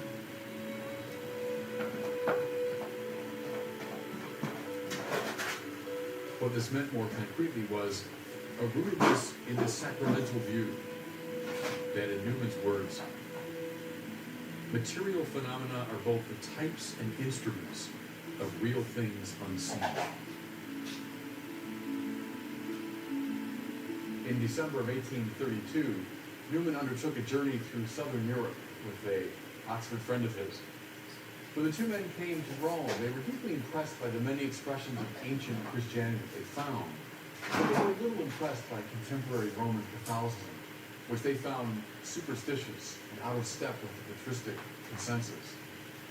Newman resolved increasingly to make his life's work the finding of a middle way between Protestantism and Catholicism.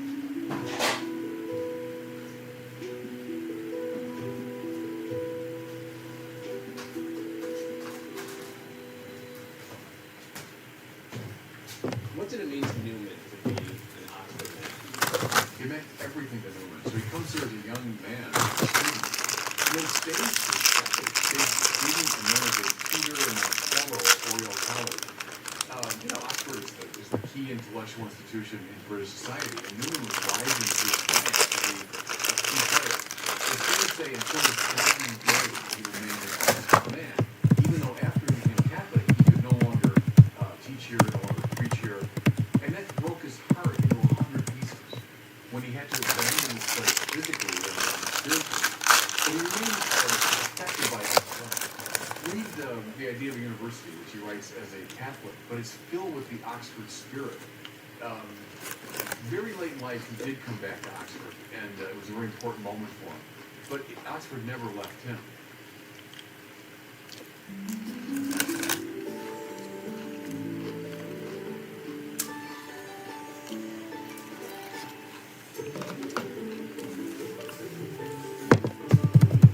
Upon his return to England early 1833, Newman banded together with a number of like-minded ecclesiastics and scholars and formed the so-called Oxford movement. The various participants commenced to write essays or tracts on various aspects of church life and theology. Hence, the Oxford movement figures came to be called Tractarians. What precisely were they for? Newman laid it out in terms of three principles. First, the principle of dogma, which pitted the Tractarians against all forms of liberalism. The view, as we saw, that dogma is but a derivative expression of feeling. Dogmas have intellectual substance, and they matter for the life of the church.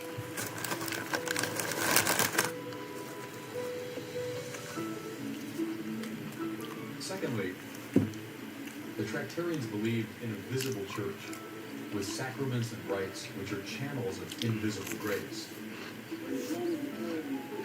This is the sacramental principle they learned from Keble. Whereas the mainstream of Protestantism had internalized much of the spiritual life, the Tractarians wanted to externalize and materialize it in accord with an incarnational sensibility.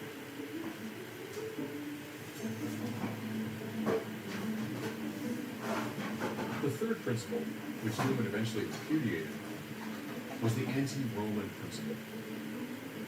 Though they wanted to Catholicize Anglicanism, the Tractarians felt that Roman Catholicism had wandered from the Church of the Apostles and the Fathers. Newman went so far as to refer to the Pope as Antichrist. Another principal complaint had to do with what they took to be an excessive devotion to Mary and the saints. In sum, he felt that Rome had substituted the authority of the Church for the authority of the Church Fathers. In 1841, Newman composed what would prove to be his final tract, the infamous tract number 90. In this essay, he laid out his familiar via media position, but he also chose to focus on a particularly neuralgic point in British public life, namely the holding of the 39 Articles.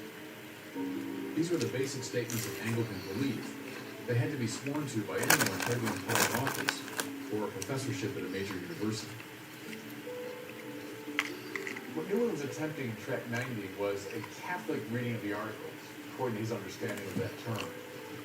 Though the language of Track 90 was pretty rarefied and the intended audience more or less academic, the response to it was widespread and incendiary. For Newman was touching upon a cornerstone of the British establishment. Consequently, in his own language, he was condemned as a traitor in every part of the country, through every organ and occasion of opinion, in newspapers, in periodicals, at meetings, in pulpits, at dining tables, in coffee rooms, and railway carriages. His life at Oxford, as he knew it, was about to change forever.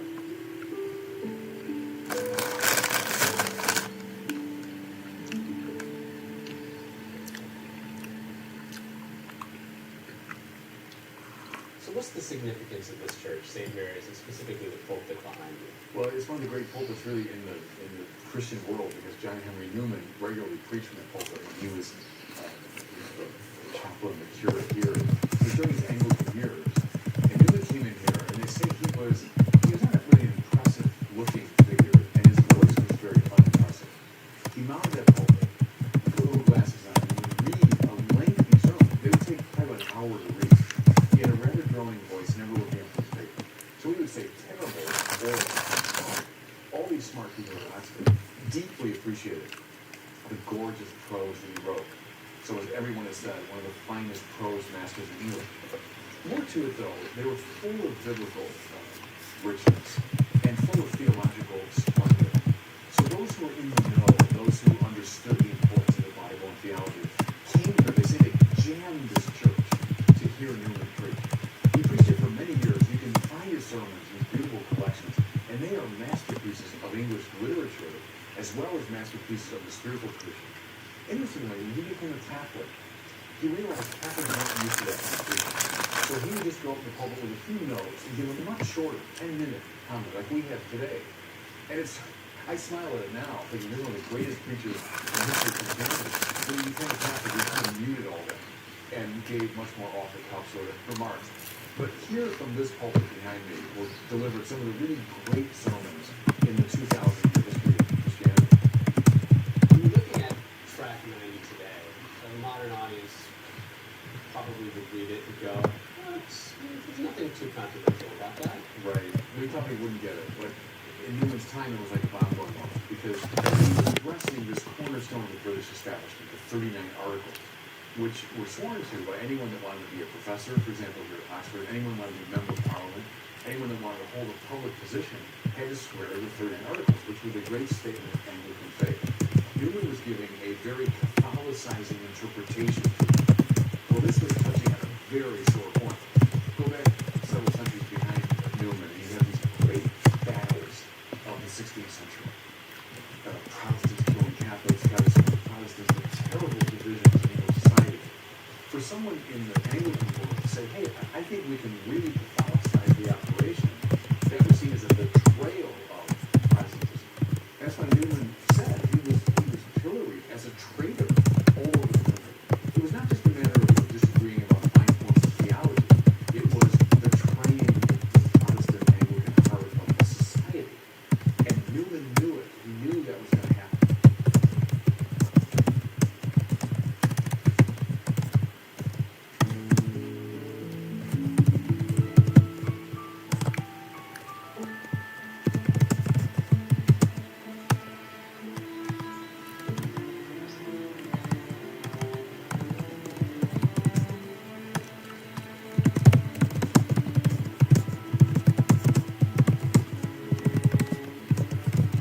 In the wake of the Track 90 controversy, Newman was compelled to resign his leadership of the Oxford movement, and he entered into a period of intense study and prayer.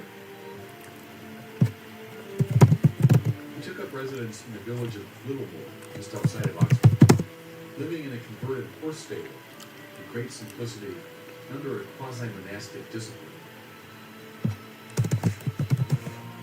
There he returned to the close reading of his beloved church fathers. What he found took his breath away. As we have seen, Newman prided himself on staking out a via media, middle way, between Protestantism and Catholicism. But when he examined the fierce arguments that raged in the 4th and 5th centuries concerning the identity of Christ, he found 3 positions, 2 extreme and 1 mediating. One extreme was heretical, and so was the middle position. But the other extreme was orthodox, and that turned out to be the position of the Catholic Church up and down the centuries. He saw a devastating analogy between the ancient scenario and the present-day situation. Protestants seem to be on the extreme left, Catholics on the extreme right, and Anglicans taking up the middle position. Around the same time, he came across an article that cited an adage by the great St. Augustine, Securus judicat orbis terrarum, which roughly translates, it is the whole world that judges the truth. This hit him like a thunderbolt. The adage implies that the entire church, across space and time, best judges the truth of Christian doctrine. But the Anglican Church was, by definition, the church of a particular country or culture. Moreover, antiquity, Newman's lodestone, was only one moment in the church's history, not the whole of it.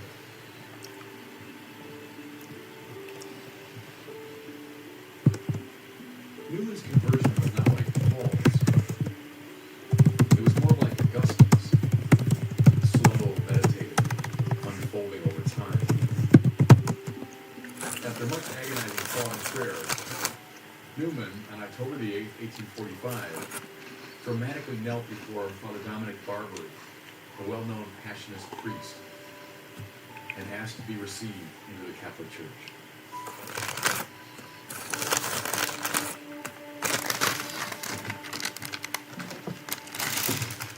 Did Newman enjoy being a controversial figure? I would say absolutely not. He was a typically retiring kind of academic.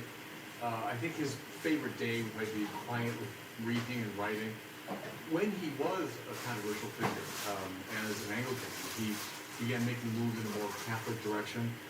He was vilified all over the country, and it broke his heart. So no, I would say he very much enjoyed retiring to private places to read and write. Did not like particularly being a public figure. What are your thoughts about where we are right now? Yeah, it's very moving to me to be this place. We're at Littlemore, which is a converted stable. You can see that as you approach it. Newman came here with a group of friends and disciples while he was still an Anglican. And it was a place of retirement and prayer and study.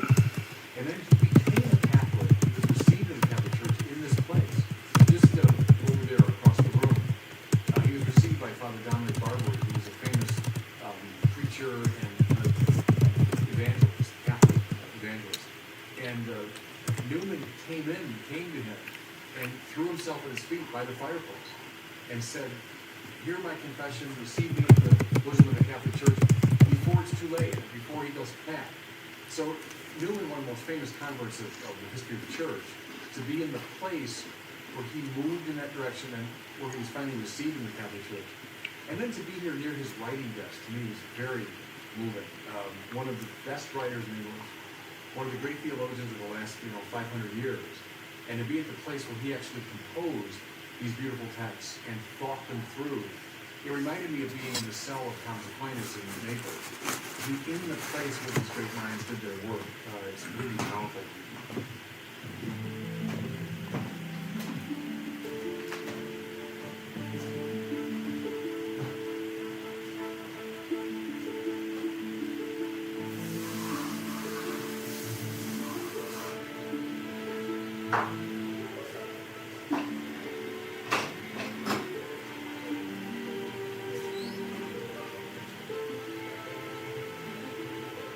After some hesitation, Newman decided to become ordained as a Catholic priest, and consequently made his way to Rome in seminary studies at the Propaganda College.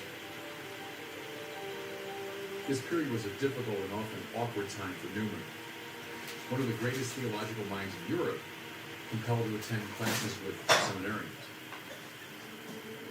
It's fair to say that Newman was not overly impressed with the quality of the theological education he received in Rome. We must keep in mind that this was a fairly decadent period in the history of Catholic theology, scholasticism having ossified into something cramped, self-referential, and defensive. At one point, Newman had a formal audience with Pope Pius IX. While bending to kiss the Pope's foot, which was the custom at the time, Newman knocked his head on the papal knee. Later he commented that this pretty much summed up his relationship with Pius IX. While in Rome, Newman became acquainted with the Roman oratory of St. Philip Neri. This was a community of secular priests living under a rule, but not under vows. Newman was charmed by the urban setting of the oratories and by the intellectual discipline of the community, but especially by the shining example of St. Philip Neri himself. After a good deal of thought and prayer, he resolved to join their company and to establish an oratory in England upon his return. Newman was ordained to the Catholic priesthood on May the 30th, 1847, and then spent a few months in an oratorian novitiate. He arrived in London on Christmas Eve of that same year and began the second half of his life.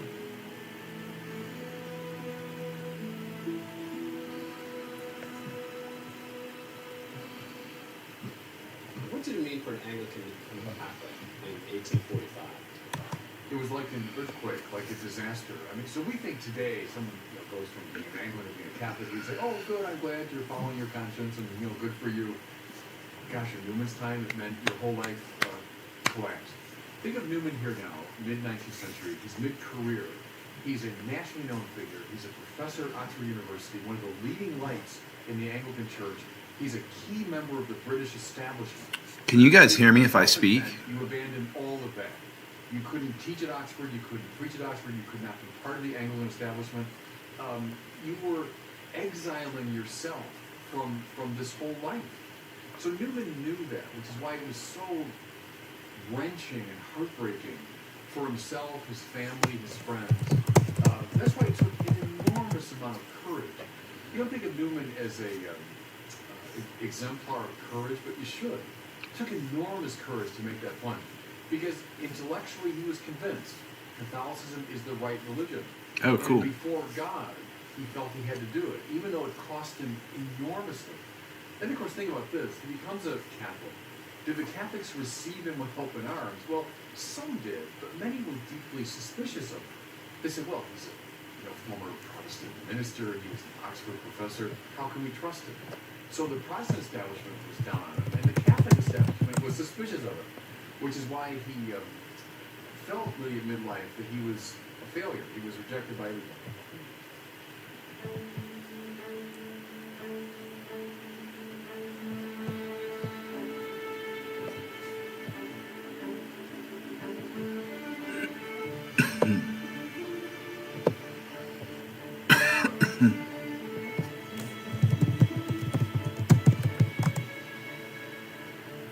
In 1849, Newman founded an oratory in the industrial city of Birmingham. His first major work as a Catholic, Lectures on the Present Position of Catholics in England, is a wonderful example of his apologetic or controversial writing.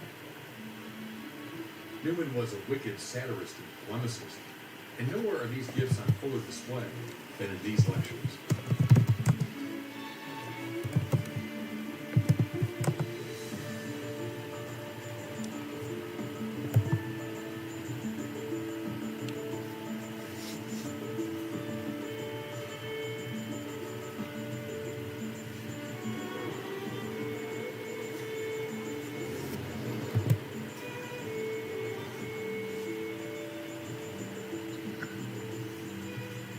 In 1851, Newman was invited by Archbishop Paul Cullen of Armagh, Primate of All Ireland, to become the rector of a new Catholic university the Archbishop was forming in Dublin.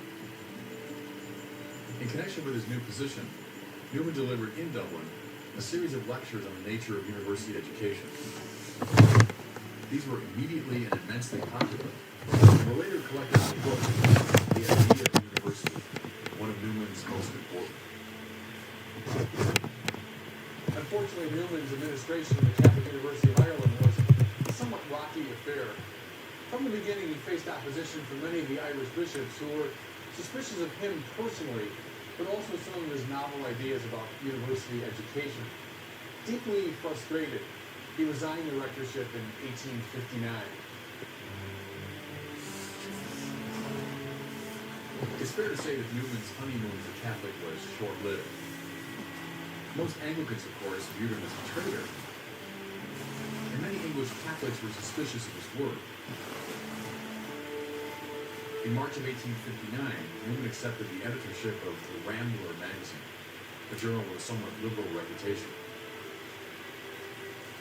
He wrote that horse for only a year, for a great controversy arose from an article that he penned for the Rambler called "On Consulting the Faithful in Matters of Doctrine." Conservative Catholics were unanimous in criticizing him, and Pius IX himself let it be known, through the Bishop of Westminster, that he was not pleased with Newman's ideas. The years following his resignation from the editorship of the Rambler were by all accounts the worst of Newman's life. Of a somewhat depressive character by nature, he was at this point in his life overwhelmed by feelings of rejection and failure. He said he felt like Sisyphus.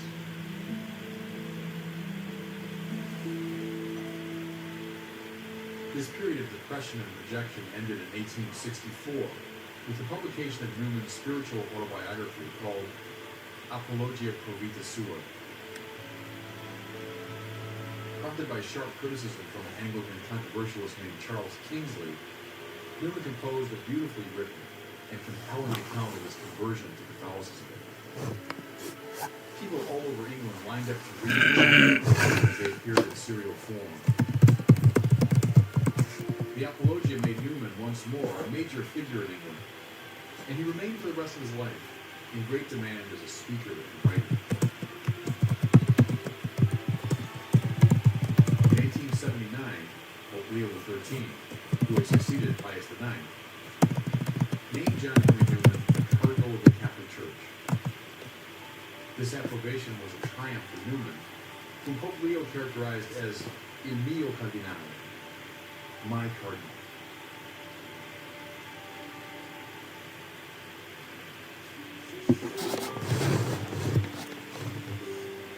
John Henry Cardinal Newman died on August 11, 1890, in Birmingham, Oratory.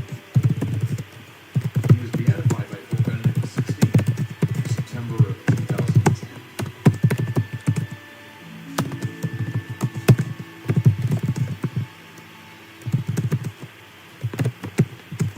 Do you think Newman would be surprised to see us here 150 years later? Yes, I do.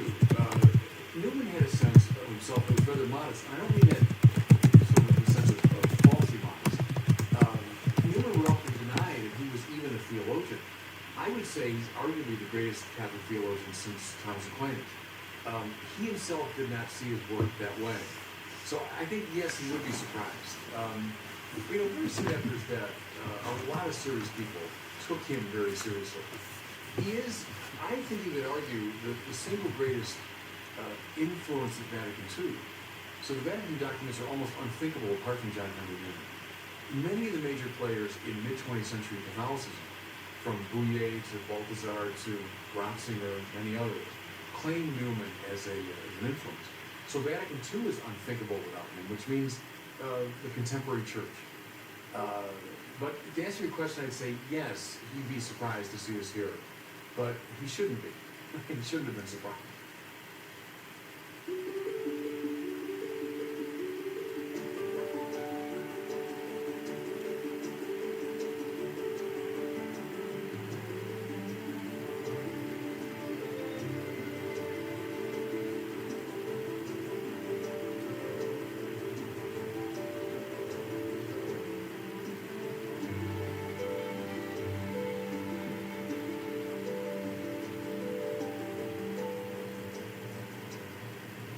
first of Newman's major works I want to consider is his mid-career masterpiece, an essay on the development of Christian doctrine, a work that he began when he was still an Anglican, which he finished as a Roman Catholic.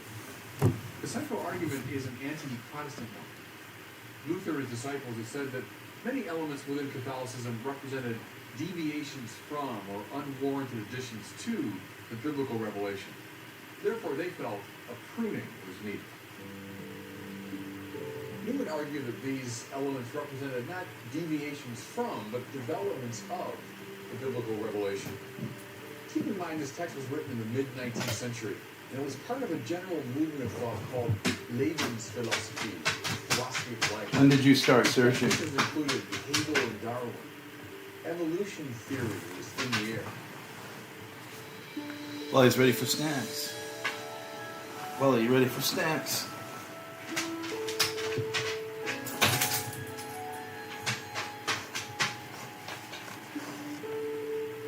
Where's snacks? Where's the snacks?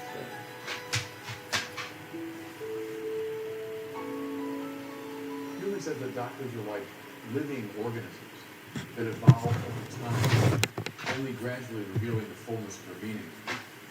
This is because an idea, in Newman's language, is commensurate with the sum total of its possible aspects.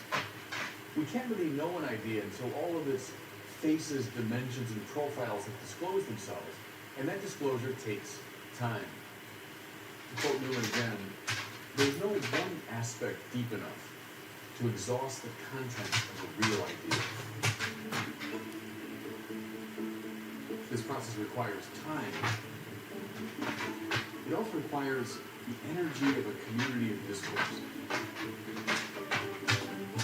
Ideas are mulled over, debated, analyzed, considered, turned upside down, tossed back and forth, all in a lively, argumentative enterprise. And this process is not obscuring, it's clarifying.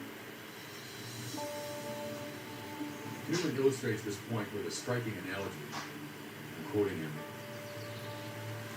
It is sometimes said that the stream is clearest near the spring. Whatever use may fairly be made of this image, it does not apply to the history of a philosophy or a sect, which on the contrary is more equable, pure, and stronger when its bed has become deep and broad. Well, you want snack? And only in light of this analogy can we properly grasp Well, you want some food? one of Newman's most famous adages. In a higher world, it is otherwise. But here below, to live is to change. And to be perfect is to have changed often. This is no celebration of change for its own sake, or a call to permanent revolution.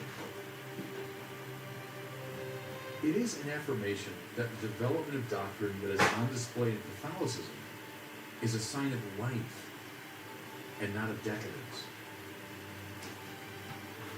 One of the cleverest and most surprising moves that Newman makes in this text is to show that development, the lively unfolding of doctrine, has to be accompanied by the affirmation of the Church's infallible teaching authority.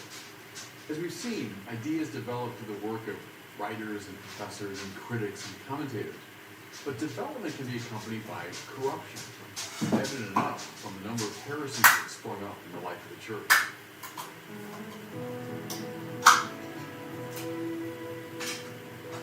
Therefore, in order to discipline, limit, and sanction the body of theologians, there needs to be an authority who stands above the fray and who can make a sort of umpiring judgment in regard to disputed questions.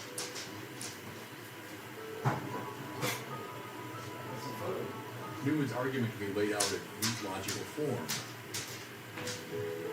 If revelation is part of the divine dispensation, and if the content of revelation necessarily develop over time and space, God must have desired that his church be gifted with a living voice of authority.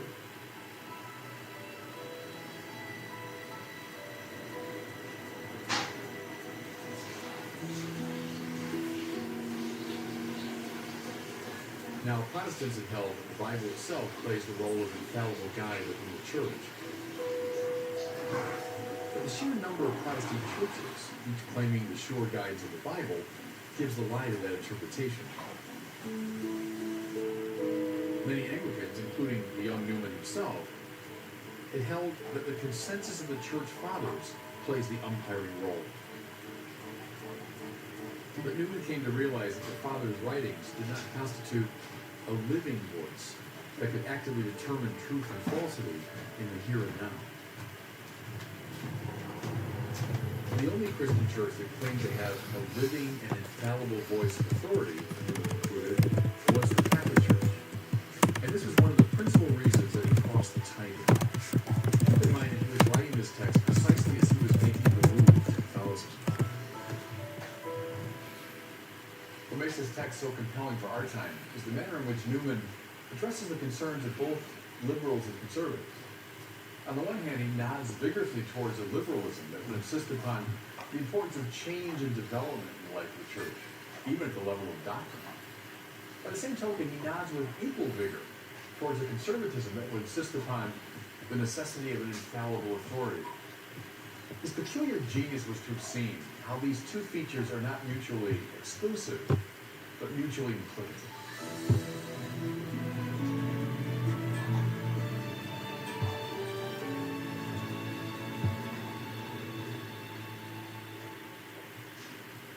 Could you elaborate more on the idea that doctrines develop? Well, if the doctrine is a living thing, it can be compared to a tree, for example. If you could go, what's the tree? What's the tree all about? I can go back to the beginning of the tree and say, well, it began as this little seed or acorn or something. But trees are a lot more interesting as they unfold and develop. So look at this thing. Over probably, I don't know, decades, centuries, this tree has unfolded. Look at the complexity of it. Responding to different things in the environment, responding to the change of seasons, et cetera, et cetera. But what you get now is this richly complex living thing. Newman felt doctrines were like that. And the instinct should not be, let's go back to the beginning. In some ways, they were less interesting in the beginning, far less interesting. Responding to different things in the environment, responding to the changes. So the Protestant instinct, he felt, was to see corruption, or his instinct was to say development. He often used the image, too, of a river. So a river like the Mississippi or something is not all that interesting at the source. That you can jump over the source of the Mississippi. But now go down to the mouth of it in New Orleans. It's been fed by all sorts of streams, it's deepened, it's broadened, and now you got this wonderful, rich reality. Doctrine's more like that. An example would be, let's say the doctrine of the Trinity. Did St. Peter himself understand the doctrine of the Trinity better than, let's say, Thomas Aquinas? Probably not. It was at the very beginning. Was it given to St. Peter, the first Christians, in seminal form? Yeah, it was. But only over many centuries, and through that lively play of minds I talked about. Only through that process does it develop in what we have now, this richly complex doctrine of the Trinity. Newman was very sensitive to this fact, and I think there he's been dead right.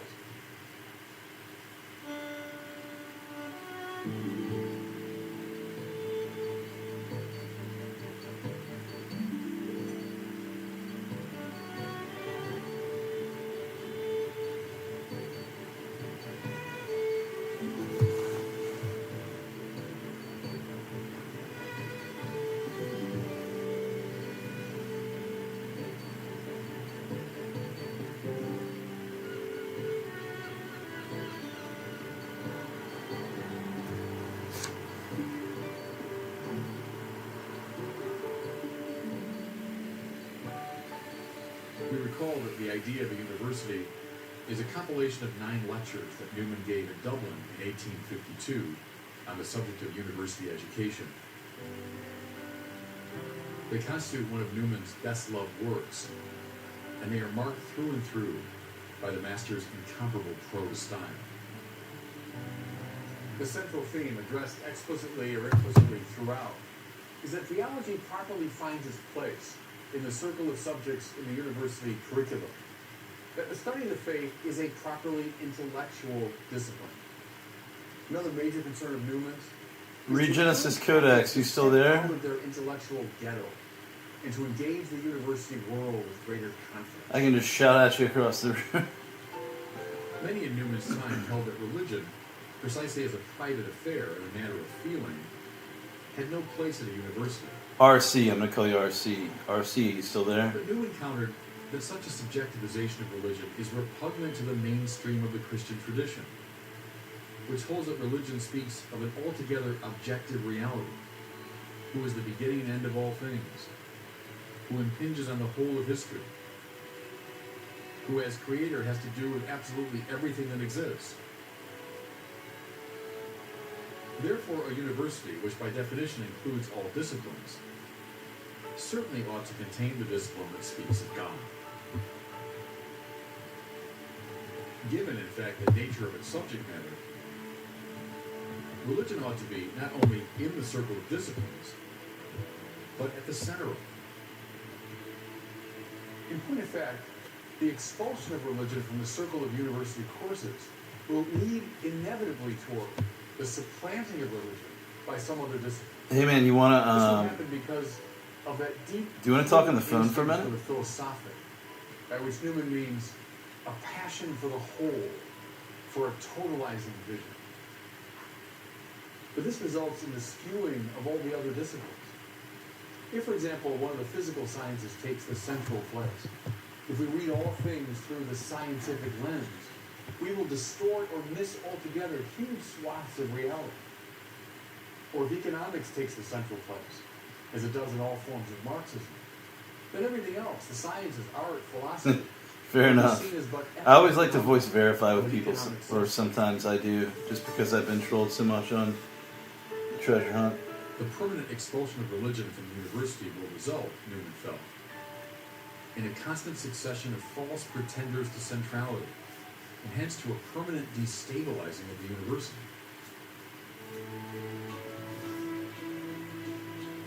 In the fifth of his discourses, Newman defends the ancient Aristotelian idea that abstract knowledge is good in itself, even if it does not have a practical consequence.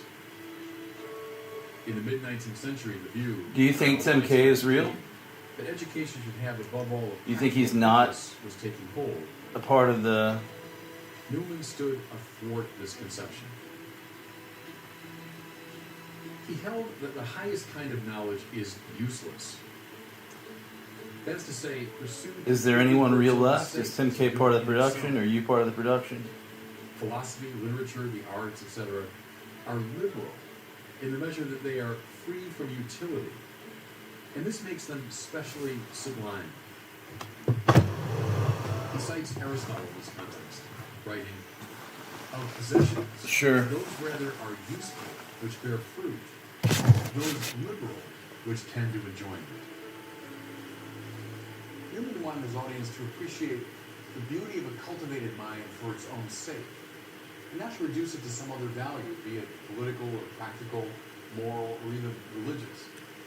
The purpose of a university education, he thought, is to produce a gentleman, and that means someone with a philosophical frame of mind. Oh, he's been around a long time. Pretty well, but the saint is something other than a gentleman.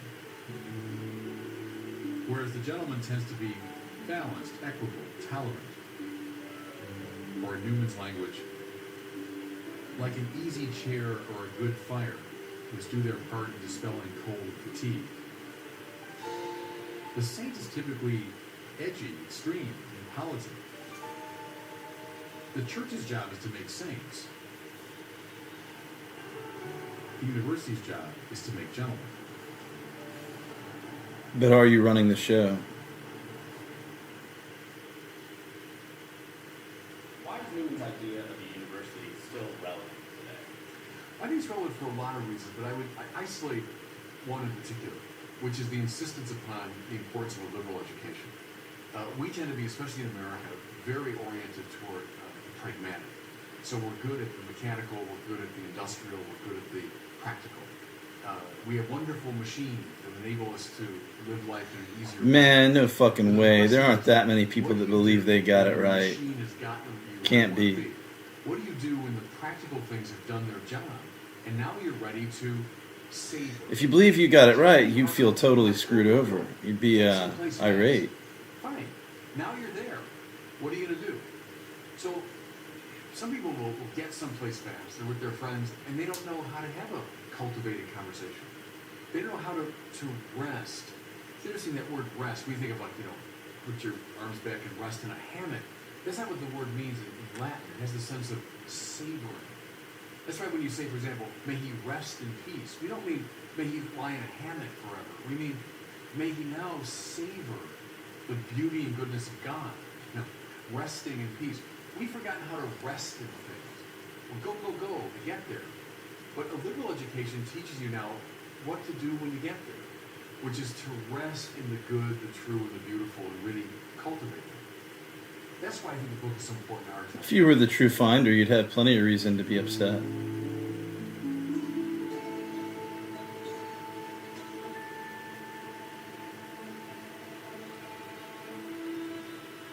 John Henry Newman's masterpiece, The Grammar of Dissent, was published in 1870 when he was 69 years old. This book explored the theme dearest to Newman's heart, one that he had puzzled over all his life, namely the relationship between faith and reason.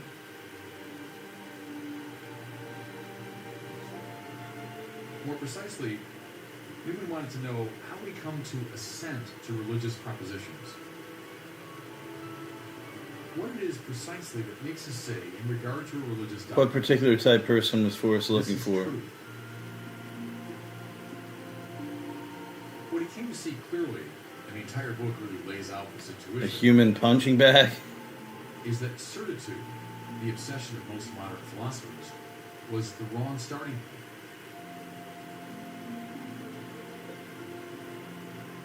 The right point of departure is assent, the psychological and intellectual act of accepting a proposition.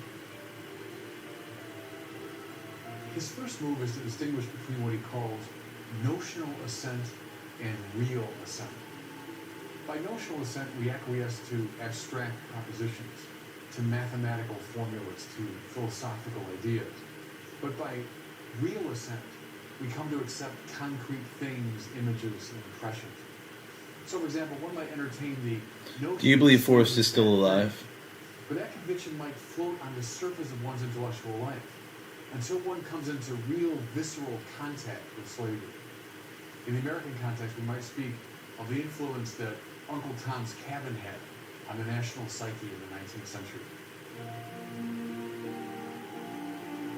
In a similar way, the verses of Scripture, which one memorized as a child, to which one gave a sort of notional assent, take on enormous power as they are brought before the imagination as real objects. So you think when he said Willie was a little retarded in that area, real assent affects that was action you he was really talking about? in a way that notional assent never can. Here are Newman's own words. Persons' influences. So Forrest felt okay calling you retarded because he was retarded too. So he takes one to know one, or Deeds in what's fair for the goose is fair for the gander, something like that. Now, in regard to religion, notional assent is given to the whole range of dogmas and doctrines. And Newman certainly held the importance of this. But can real assent be given to God, who's essentially spiritual, immaterial, ethereal? The ground of real assent in matters of religion, and we come here to a central Newman theme, is conscience. Newman characterizes conscience in a vivid way. Here are his own words. It is a certain keen sensibility, pleasant or painful, attendant upon certain of our acts, which in consequence we call right or wrong. It's fascinating thing. Would it be insane of me to cook a steak right now? Voice. A term we wouldn't use in connection with, say, our aesthetic sensibility. Somehow through conscience we know that we please or offend a person by our acts. Indeed, a person powerful enough to see and judge all that was done.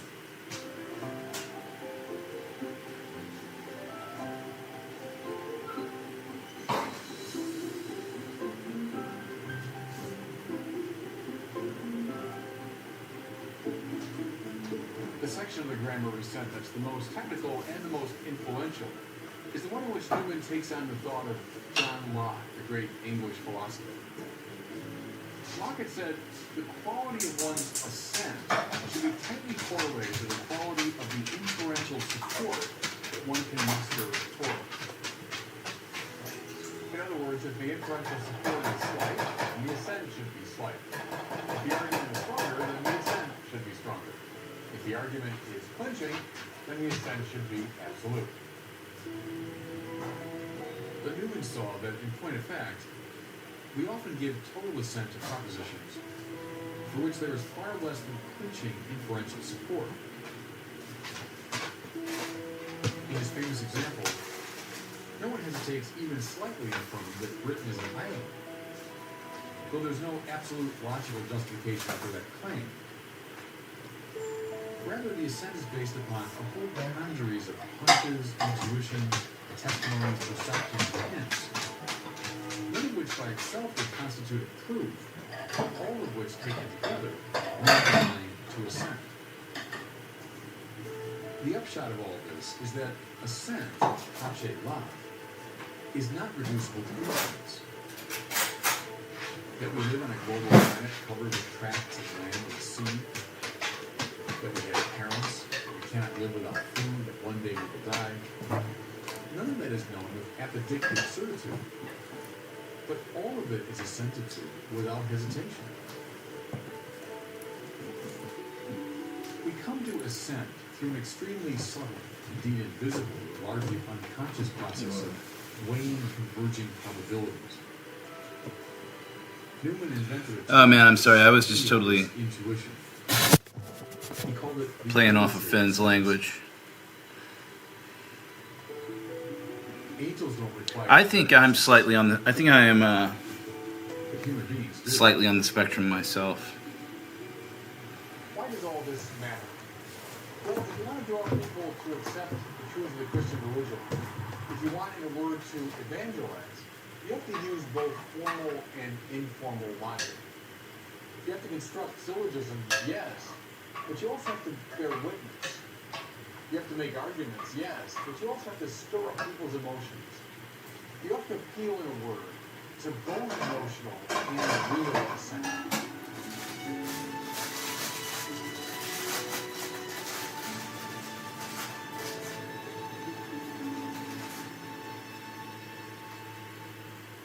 So could you give me some examples of using both notional and real? I'll give you an example. A movie came out a few years ago called Juno. It's about a young girl who becomes pregnant, and she's wrestling with the decision whether to abort the child. And she's come to the conclusion, yes, she will. And she goes to the abortion clinic, and there are a few protesters outside, and they're shouting slogans and so on. As she goes past them, one of the protesters says, "Your baby has fingernails." Then she goes inside the clinic, and she sits down to wait. And while she's there, she sees all these people drumming their fingernails on the chairs and so on. And then she gets up and she leaves. And she does not have the abortion, she has the child. And that scene always struck me as very Newman-esque. That young girl, I'm sure, had heard a lot of the arguments about abortion. She heard pro-life arguments. But what convinced her not to have the abortion was not an argument. It was this very real appeal, this visceral connection that, yes, the baby I'm carrying has fingernails. That's what moved her finally to say, no, I'm going to have this child. My guess following Newman is there was some combination of both notional and real that led her to that decision. What kind of advice would you give Catholics today who want to evangelize? Well, I would say follow John Henry Newman. In other words, often we just argue past each other. So one side launches an abstract argument, the other side launches another one back, and they go beyond each other. I think a good evangelist uses everything in his or her arsenal. Abstract arguments, of course, and we should use those. Newman loved the notional level, but use hunch, instinct, experience, memory, appeal not just to ideas, but appeal to visceral emotion. Use all of it, because you never know what's going to move somebody. Think of those famous cases of people that were converted to the faith by looking up at a rose window in a cathedral. It wasn't an argument. It was the splendor, the beauty of that particular rose window. Or often it's the moral example of something, you know, a saint's life that needs someone to say yes. So I think Newman is a very important figure there, so we don't just get stuck in our head.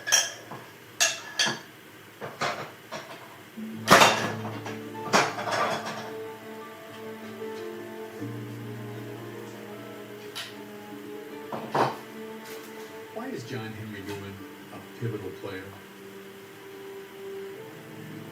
At a time when modernity was posing a serious threat to Christianity, Newman did not shrink from the challenge. Rather, he went out to meet the modern objections with confidence, intelligence, and panache. His intellectual base was in the fathers of the church, but he understood human just as well. His thought represents a thrilling dialogue between the ancient faith and modernity. At a time when subjective sensibility, what he termed liberalism, was threatening classical Christianity from within, Newman responded with a bracing insistence on the objective integrity of the church's dogma. At a time when many people, the self-respecting intellectual of the modern age, could not believe in the biblical view of the world, Newman, both by the acuity of his mind and the witness of his life, proved this false.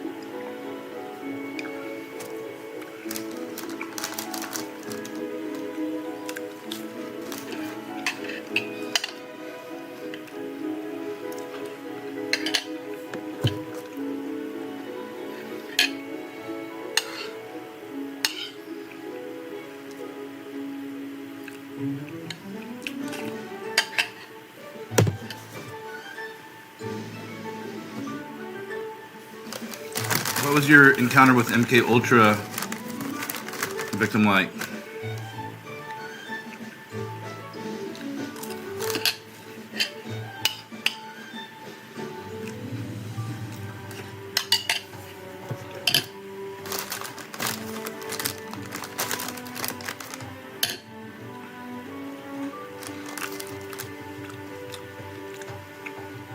No way.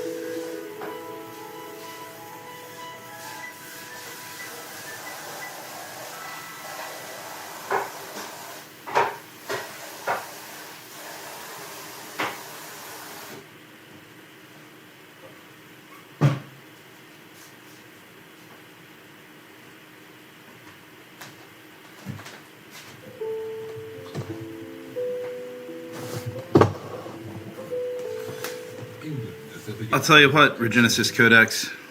The French Revolution on the Um, continent is barely over. The Age of Enlightenment spreads. I'll let you in on a little secret.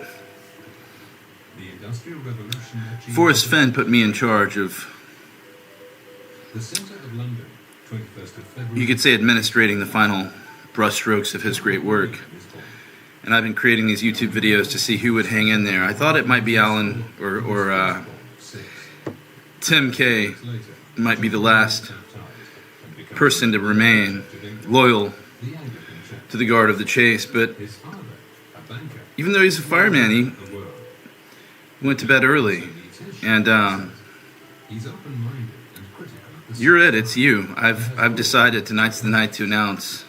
He introduces John Henry Um, at a very young age to Shakespeare. You are the finder. You're the one who got the 4.1 to 8.2 conversion. That was not an easy extraction. You made it. The 4-foot depth of water you got. I used to wish the Arabian tales were true. The no pedal up the creek head. I mean, so you've remained calm. You've remained nonplussed. What Forrest has done is he's moved the actual physical treasure chest from your spot that you found found in Santa Fe. And all this world a deception. He's moved it to Montana for you in West Yellowstone. Playful device concealing itself Just for the ending that he's written. It'll all be explained to you and deceiving after you go to West Yellowstone and dig the treasure up. I'll provide you the exact coordinates. Congratulations. His mother You've won. introduces him to religion. Let me know your availability Divine providence to go complete the dig, will resort to this. and I'll provide the coordinates. Sound like a plan? John Henry is very clever. At age 7, he's sent to the boarding school at Ealing. A few years on, he already reads Ovid and Virgil. He has a wide range of interests. He takes violin lessons, learns to dance, and plays billiards. He very early on reveals himself as a leader with a sense of initiative. Enlightenment thinking, which unmasks religion through reason,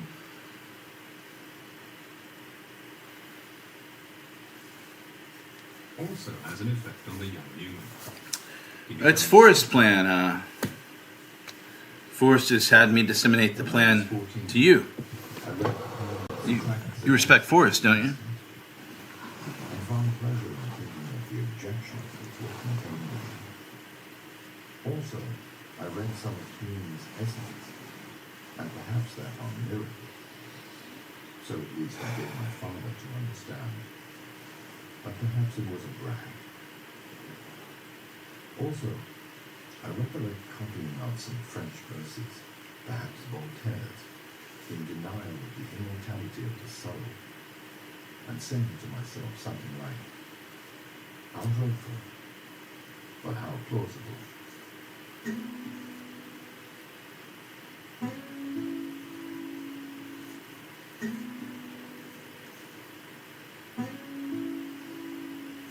In 1816, his father. Well, you ready to go get in the bed? John Henry is sent You ready to go get in the boarding bed? school for the summer months. Let's go. There are no classes. He has too much time on his hands. All doubts accumulate in his mind. Shame on me. Why shame on me for awarding you millions of dollars Takes care of him. He on a treasure introduces him to quest? the best of Protestant writers. During the following months, John Henry undergoes. I'm just an carrying out intense orders from command post. My first conversion, as he will put it later. To him, God is no longer the result of brainwork, but synonymous with encounter and personal commitment. This insight will stay with him forever. When I was 15, in the autumn of 1816, a great change of thought took place in me. I believed that the inward conversion of which I was conscious, and of which I am still more certain than that I have hands and feet, had some influence on my opinions in the direction of those childish imaginations which I have already mentioned. You come here, what? You know I'm gonna get you. In confirming Yeah, my yeah. distrust of the reality of material phenomena. All right, brother, I'm going to shut this machine down. Thanks for your time. Sorry to be abrupt here at the end. I ate a big pot of clam chowder, drank a big glass of milk with some saltines. I'm starting to feel the sleep urge taking me over. The fruit of a process that lasted about 6 months and which involved a whole range of elements. In the first place, of course, Newman's illness and the fact that he had to come to terms with the crisis in his own family, the failure of his father's business, which, of course, in Victorian England was something regarded as rather shameful. In addition to that, it depended very much. Any last things you want to say? Men who inspired Any last conversation topics? To the Christian tradition, to the Bible. And then, on the basis of that, his own period of reflection and the development of his own prayer life. So we're talking about an extended period. He describes it, of course, in his autobiography, these famous words where he speaks of the realization of these two persons, that these luminously self-evident person, himself and his creator. But it's important to bear in mind that what he means here is an insight into the fact that his own life is a life lived in the presence of God, the realization that he is responsible before God, that he has a duty to live in a certain way. He speaks about it also as the discovery of truth, of religious truth. In other words, truth that's disclosed in the scripture, in the Christian tradition, and that taking this truth seriously means reordering his life. So again, it's not some sort of mystical encounter, some sort of intense religious experience. In fact, in later years, Newman was criticized by some evangelicals who said that the experience was not intense enough. For Newman, it was much more a case of realizing, of coming to insight into the truth of who he was, and that he was a person responsible before the person of God. And here we have the basic Newman was criticized by some this notion that the identity of a person is determined by his attitude towards his fellow men and women, and his responsibility to behave towards them in a particular way because of his relationship to God. So to be a person in relationship to others, in the presence of God, with the aim of living constantly in this presence. 1817. Newman goes to Oxford, the place to be for the intellectual elite. Having started at Trinity College, he later obtains a fellowship from the prestigious Oriel College. He is immediately assured of a place among the Oxford intelligentsia. He does not set out to become a priest, but this calling grows. I am a servant of Christ, he says. At age 23, he is